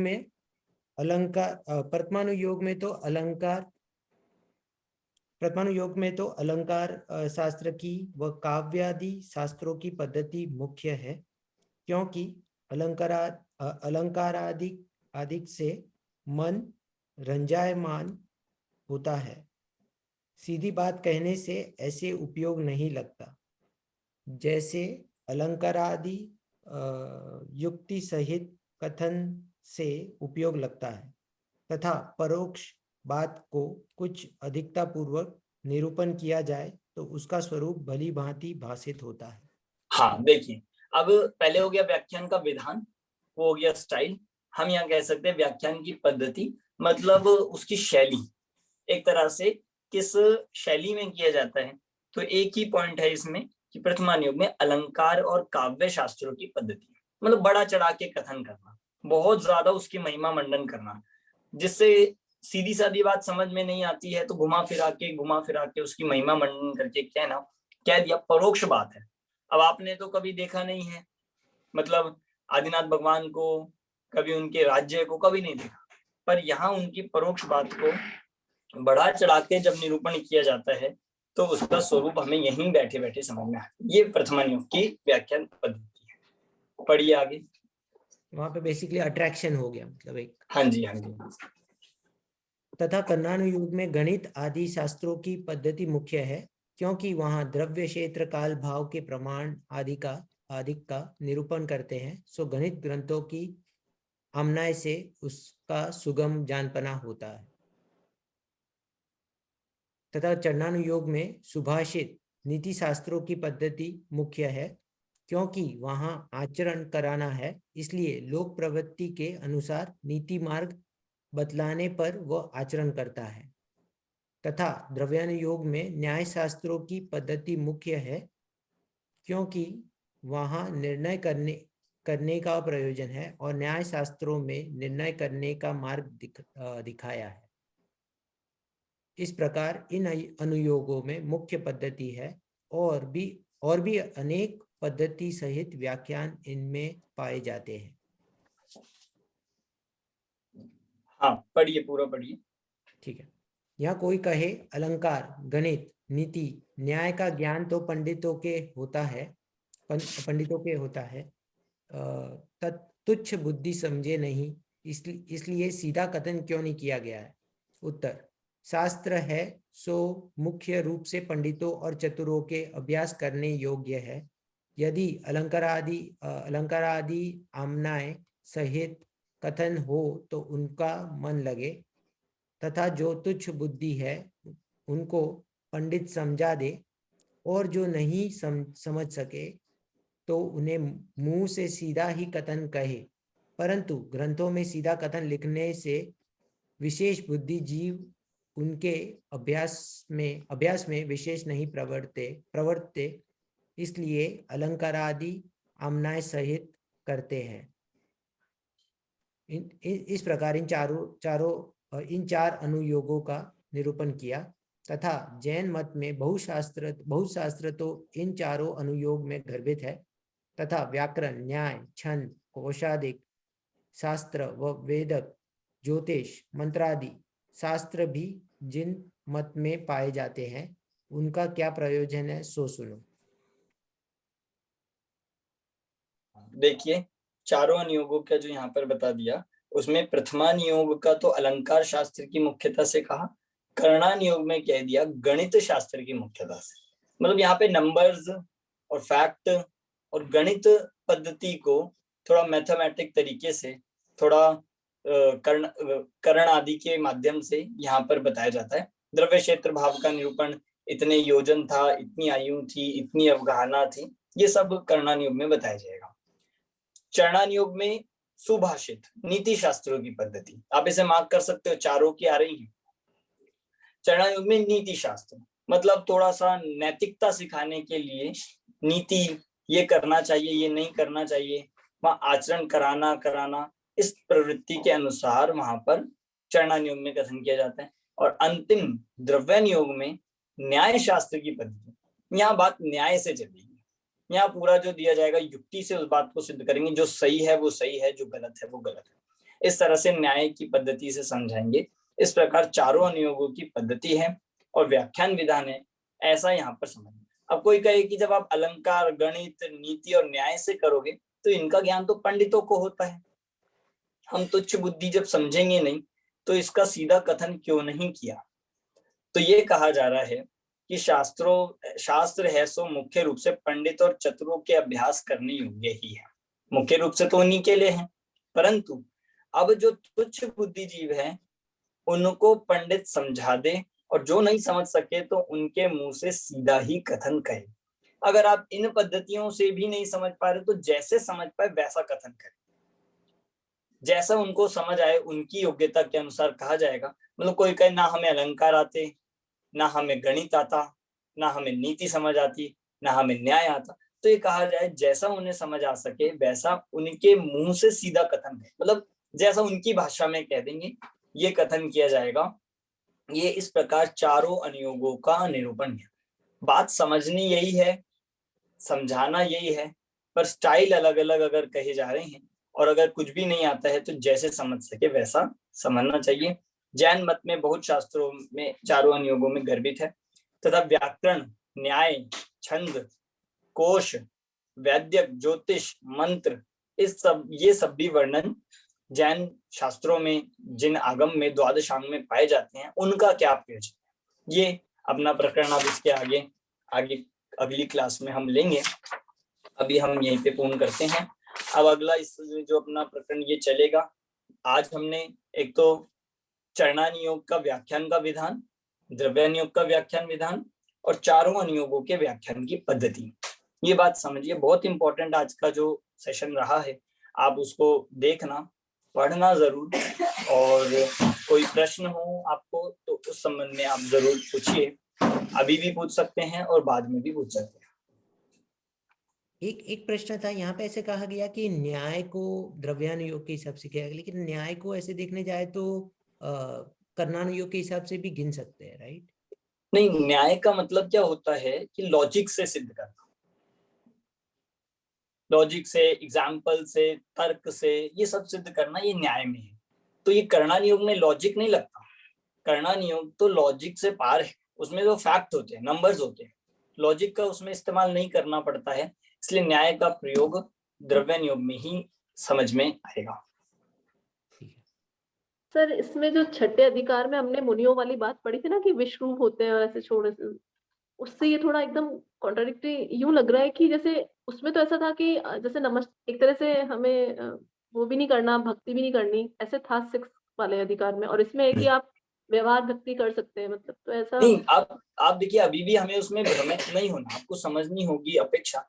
वहां जो कहा था कि जो पूर्ण रूप से भ्रष्ट हैं, जिनके भावलिंग का तो ठिकाना है ही नहीं, पर जिनके द्रव्य लिंग भी नहीं है, जो बहिरंग से भी परिग्रह आदि धारण करते हैं, वहां उनकी वो कही गई थी कि जो परिग्रह आदि धारण करते हैं उनको वहां पर ये कहा गया था कि वे पूजने योग्य नहीं है, नमस्कार करने योग्य नहीं है।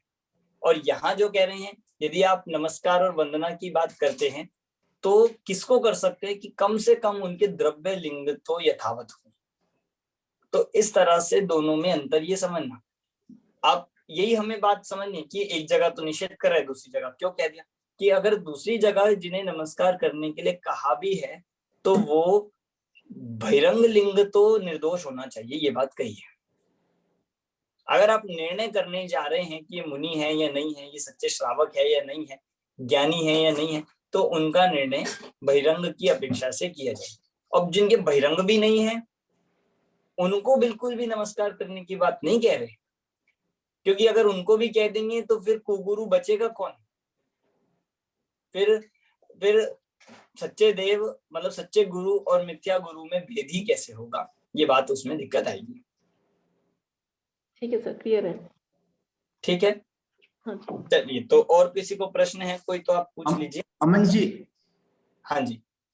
आप छोटे दादा के साथ पीटीएसटी में आपको सहवास मिला, उनको 5 साल, तो कुछ दादा के बारे में। हाँ, हम तो 5 साल वहां पर पूरा हमने अध्ययन जो किया है और बिल्कुल निकटता से ही हमने उनको देखा है, उनका जीवन देखा, उनका जो पुरुषार्थ, उनकी जो मेहनत, जो उन्होंने श्रम किया है, वो सब हमने पर्सनली देखा है। हम जब पढ़ते थे तो विशेष रूप से हमने वो वाला पीरियड देखा है कि जब दादा ने थोड़ा बाहर जाना आना कम कर दिया था।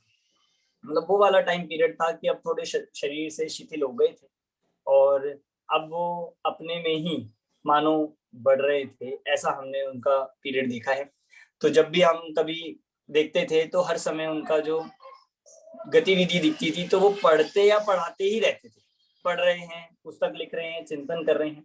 तो ऐसे करते करते अंत में कम से कम 10-12 रचनाएं उन्होंने लिखी। अंत के समय में, अंत के आप देखोगे 4-5 सालों में ही कम से कम 20 रचनाएं, और मुख्य रूप से जो लिखी गई है वो पद्य रचनाएं लिखी गई, बहुत ही मार्मिक। भरत का अंतर्द्वंद, सहजता, कोई किसी का क्या करे, 2 तरह के भगवान, समाधि मरण इत्यादि जो ये पाठ लिखे गए सब बहुत ही मार्मिक है। मतलब ऐसा लगता है कि जो वो खुद फील कर रहे थे वो ही उन्होंने लिखा है, जो वो खुद अंत समय में अनुभव कर रहे थे वो ही उन्होंने लिख दिया है। तो ऐसे उनका जो हमने मेहनत देखी है और उनका जो जीवन हमने पढ़ा है, सुना है, उससे हमें भी बहुत ही प्रेरणा मिलती है कि जैसे एक संकल्प उन्होंने किया था कि अंतिम समय तक प्रभावना करेंगे, और वही कार्य उन्होंने किया, और प्रभावना के साथ साथ हर समय मुख्य रखा अपनी आराधना को, अपने आत्म मतलब जानने को उसकी मुख्यता रखी। ऐसे वे हमारे लिए परम आदरणीय हैं, वे हमारे लिए प्रेरणा लेने लायक है। और आप देखिए जो परमागम ऑनर्स कोर्स है ये भी उन्हीं की प्रेरणा से शुरू हुआ है, क्योंकि जब वहां शास्त्री विद्वान आते थे तो ये समस्या आती थी, जो लोग अब एज में बड़े हो गए हैं, महिलाएं हैं, वृद्ध हैं, जो नहीं आ सकते हैं, नहीं पढ़ पाते, उनके लिए क्या किया जाए।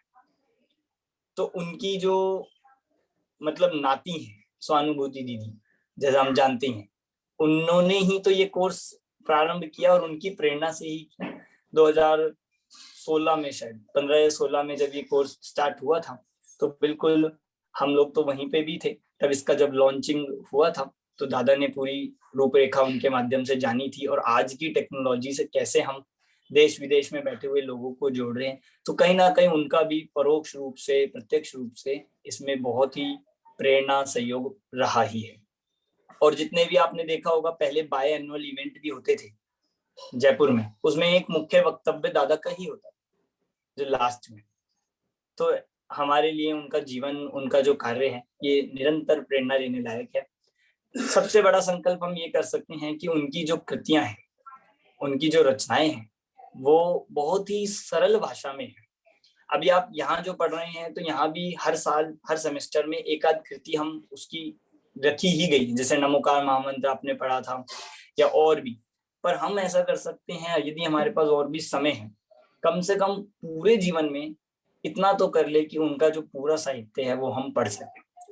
एक बात सबसे बड़ी विशेषता है साहित्य की, वो बहुत सरल भाषा में है, बिल्कुल इजी, हर बिल्कुल नॉन जैन लोगों को भी जो समझ आ जाए, ऐसी भी अनेकों पुस्तकें हैं। तो हमें ऐसा करना चाहिए, स्वयं भी पढ़ना चाहिए, दूसरों को भी पढ़ने की प्रेरणा देनी चाहिए। यही हमारा उनके प्रति सबसे बड़ा वो रहेगा कि हम भी उनके जैसे बने, उनके जैसे तत्व को प्राप्त करें, और जो उन्होंने सबको सिखाया है। आप देखो सत्य की खोज नामक पुस्तक पढ़ी होगी आपने, सबसे पहले ही पढ़ी थी हमने पहले सेमेस्टर में, और मतलब कितनी सरल है। ऐसी ही सारी पुस्तकें हैं, आप उन्हें जरूर पढ़िए, और हम इस प्रकार उनका स्मरण कर ही सकते हैं। और किसी को कुछ बोलना हो तो सर ऐसा जीव तो कहाँ महाविद्यालय क्षेत्र में ही गया होगा ना? हो सकता है, बिल्कुल कोई दिक्कत और नहीं ये है। सब संस्कार तो आगे आगे ही बढ़ेंगे ना वो। हाँ, संस्कार बढ़ेंगे और हो सकता है अल्पकाल में 2-3 भव में मुक्ति की प्राप्ति भी हो, कोई उसमें दिक्कत नहीं है।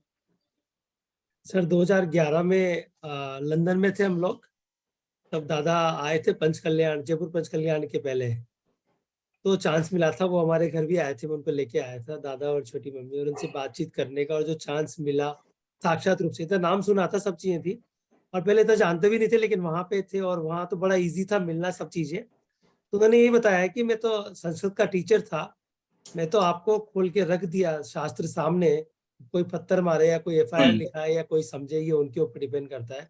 और भी काफी चर्चा हुई थी, तो तब से मतलब श्रद्धानुवर पढ़ा, और मैंने जो भी बुक्स पढ़ी है, जो पढ़ने की कोशिश कर रहे हैं, तो एक मतलब जो सेट कर दिया, जैसा हम सोचते थे कि जैन धर्म कैसे फैलेगा, क्या फैलेगा, एक स्ट्रक्चर कंप्लीट प्रोग्राम हाँ। जो सेट करके चला गए हैं, वो हम सब मतलब की यही जिम्मेदारी है कि इसको कंटिन्यू रखें, अपने खुद में भी और परिवार में भी और दोस्तों में जहाँ तक हो सके। ये सच्ची श्रद्धांजलि बिल्कुल, मतलब ये सबसे बड़ी बात ये जो आज हमें दिखती है कि जो स्ट्रक्चर बन गया है। आप देखिए जो बाल बोध है, आज जो हजारों लाखों लोग प्रतिदिन मतलब बच्चे जो पढ़ रहे हैं, सब उसके बेस से। और कोई पुस्तक हमारे सामने ऐसी नहीं मिलती है जो इतनी सर्वांगीण हो, जिसमें ऐसा क्रमिक रूप से चारों अनुयोगों को समावेश किया होगा, वैसी बाल बोध।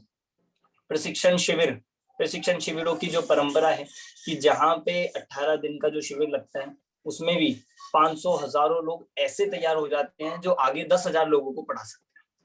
उसके साथ जो विद्यालय, जो अपना शास्त्रीय विद्यालय जितने भी प्रारंभ हुए, वो सब ये आधारभूत जो, और ये साहित्य, चौथा उनका साहित्य, ये जो 4 ऐसे कार्य जो उनके द्वारा हुए हैं, ये ऐसे हैं कि जो इस धर्म को 18,500 वर्ष तक ले जाने वाले हैं। लॉन्ग टर्म कार्य जो उन्होंने किया, और ये कार्य करने में कितनी कठिनाइयां आई हैं, कितना परिश्रम, कितना श्रम इसमें लगा है, ये सब हम देखते ही हैं कि ये कार्य कितना आसान नहीं है। फिर भी इतनी दृढ़ता से इतना जो मजबूत कार्य हुआ है, ऐसा हम सबके लिए ये कर्तव्य है कि हम स्वयं भी उस मार्ग पर चले और जैसे तैसे हो सके इसको आगे बढ़ाएं। स्वयं तो पढ़े ही, स्वयं तो कभी छोड़े ही नहीं। जो हम इस कोर्स में जुड़े हैं या किसी भी माध्यम से हम जुड़े हैं, तो इस तत्व ज्ञान की धारा में लगे रहें और दूसरों को भी लगाते रहें। चलिए, तो अभी की हाँ जी, एक खासियत और भी है दादा के साहित्य में कि उन्होंने जिनागम के रहस्यों को इतनी सरलता से प्रस्तुत किया है कि आम जनता के लिए भी कितना आसान हो गया है, नहीं तो हम तो कभी उन रहस्यों तक पहुंच ही नहीं पाते। बिल्कुल बिल्कुल, उन्होंने इतना मतलब जो सरलता से लिखा, और सिर्फ यही नहीं, देश विदेश में, मतलब आप लोग तो जहां भी बाहर रहते हैं, तो आपका तो कभी ना कभी मतलब न्यूयॉर्क में, अमेरिका में इतनी यात्राएं उनकी जो लगातार 30-35 साल तक जो उन्होंने की हैं, वो उसमें भी हजारों लाखों लोग मतलब उनके लाभार्थी बने ही हैं। और यहाँ भी इंडिया में भी हर जगह, हर कार्यक्रमों में, हर जगह पे पहुंचते ही थे, और उनकी पुस्तकें वे नहीं पहुंचते थे तो उनका साहित्य पहुंचता था। ऐसा लाभ हमें मिलता है, इतनी सरल भाषा में लिखा है, तो हम जरूर पढ़ें। छोटी छोटी भी पुस्तक है और बड़ी भी है, हर तरह से जैसी आपकी रुचि है। आपको पंचकल्याणक के बारे में पढ़ना है तो पंचकल्याणक के बारे में पढ़िए, आपको सम्यक शिखर जी के बारे में पढ़ना है, भगवान महावीर के बारे में पढ़ना है, सारा कुछ तो लिख गए हैं। बस अब हमारी जिम्मेदारी है कि हम उसे पढ़े, आत्मसात करें। इवन तत्व चिंतन का भी उनका एक अच्छा ये है, वो आप सुनोगे तो सरल अर्थ में दिया है। हाँ बिल्कुल, हम वो बिल्कुल, हमारे जब यहाँ स्वाध्याय होता है प्रतिदिन पूर्व में उसका पाठ होता है, क्रम नियमित पर्याय हैं, तत्व चिंतन, ऐसे कई ऐसी रचनाएं हैं जो बिल्कुल चिंतन के लिए, आत्मानुभवन के लिए बहुत सहयोगी है। और सर ये 3 पंडितों का इतने शॉर्ट स्पैन में चला जाना, वो अपने जिन शासन पर तो बहुत जैसे उपद्रवी बोल सकते हैं ना। हाँ, मतलब ये जो आया है घड़ी जो है, ये समय है, निश्चित रूप से ये मतलब वो नुकसान तो हुआ है, होगा। और तीन पंडितों का। हाँ, बस ये है कि अब जो होनहार है, जो भवितव्य है, उसको कोई भी बदल नहीं सकता है, उसको टाला नहीं जा सकता है। हमारे को यही प्रेरणा देते हैं कि हम अपना कार्य कर लें। हम नहीं जानते कि किसके पास कितना समय है, किसका समय कितना बाकी है, तो हम अपना आत्म सन्मुखता का पुरुषार्थ बढ़ाए, आत्म सन्मुखता बढ़ाए, रुचि बढ़ाएं और स्वाध्याय करने का संकल्प जरूर लें। वे जीवन भर एक ही चीज कहते रहे कि स्वाध्याय करना चाहिए, स्वाध्याय तो सबको नियम से करना चाहिए, क्योंकि एक स्वाध्याय के माध्यम से वो जीव सारे मोक्ष मार्ग में बढ़ सकता है। बस एक ये प्रतिज्ञा जरूर होनी चाहिए। सर ये तीनों का भी ऐसे साथ में जाने का संयोग होगा क्या? नहीं, ऐसा तो कुछ कह नहीं सकते हैं, ये तो अवधि ज्ञानी ही बता पाएंगे। अच्छा, क्योंकि थोड़ा बहुत ही कोइंसिडेंस है। नहीं, वो तो अवधि ज्ञानी ही बता पाएंगे ये, क्योंकि यहाँ तो जैन धर्म ये कहता है कि सबका अपना अपना कर्म है, सबकी अपनी अपनी अवस्था है। जीव अकेला ही जन्मता है, अकेला ही मरण करता है। तो ये बात तो अपना सिद्धांतिक ही है कि जैसा जीव का होता है वो अलग अलग ही होता है। ये कहने का मतलब ये था कि जो सोचना चाहिए, राइट। मोक्ष मार्गी जीव होते हैं वो साथ साथ चलते हैं सब। वो भी सब आगे चल के कदाचित मिल जाए, हो जाए, ये बात कह नहीं सकते, पर जीव का अपना उदय सबके साथ ही रहता है। चलिए, अभी की कक्षा हम यहीं पे पूर्ण करते हैं।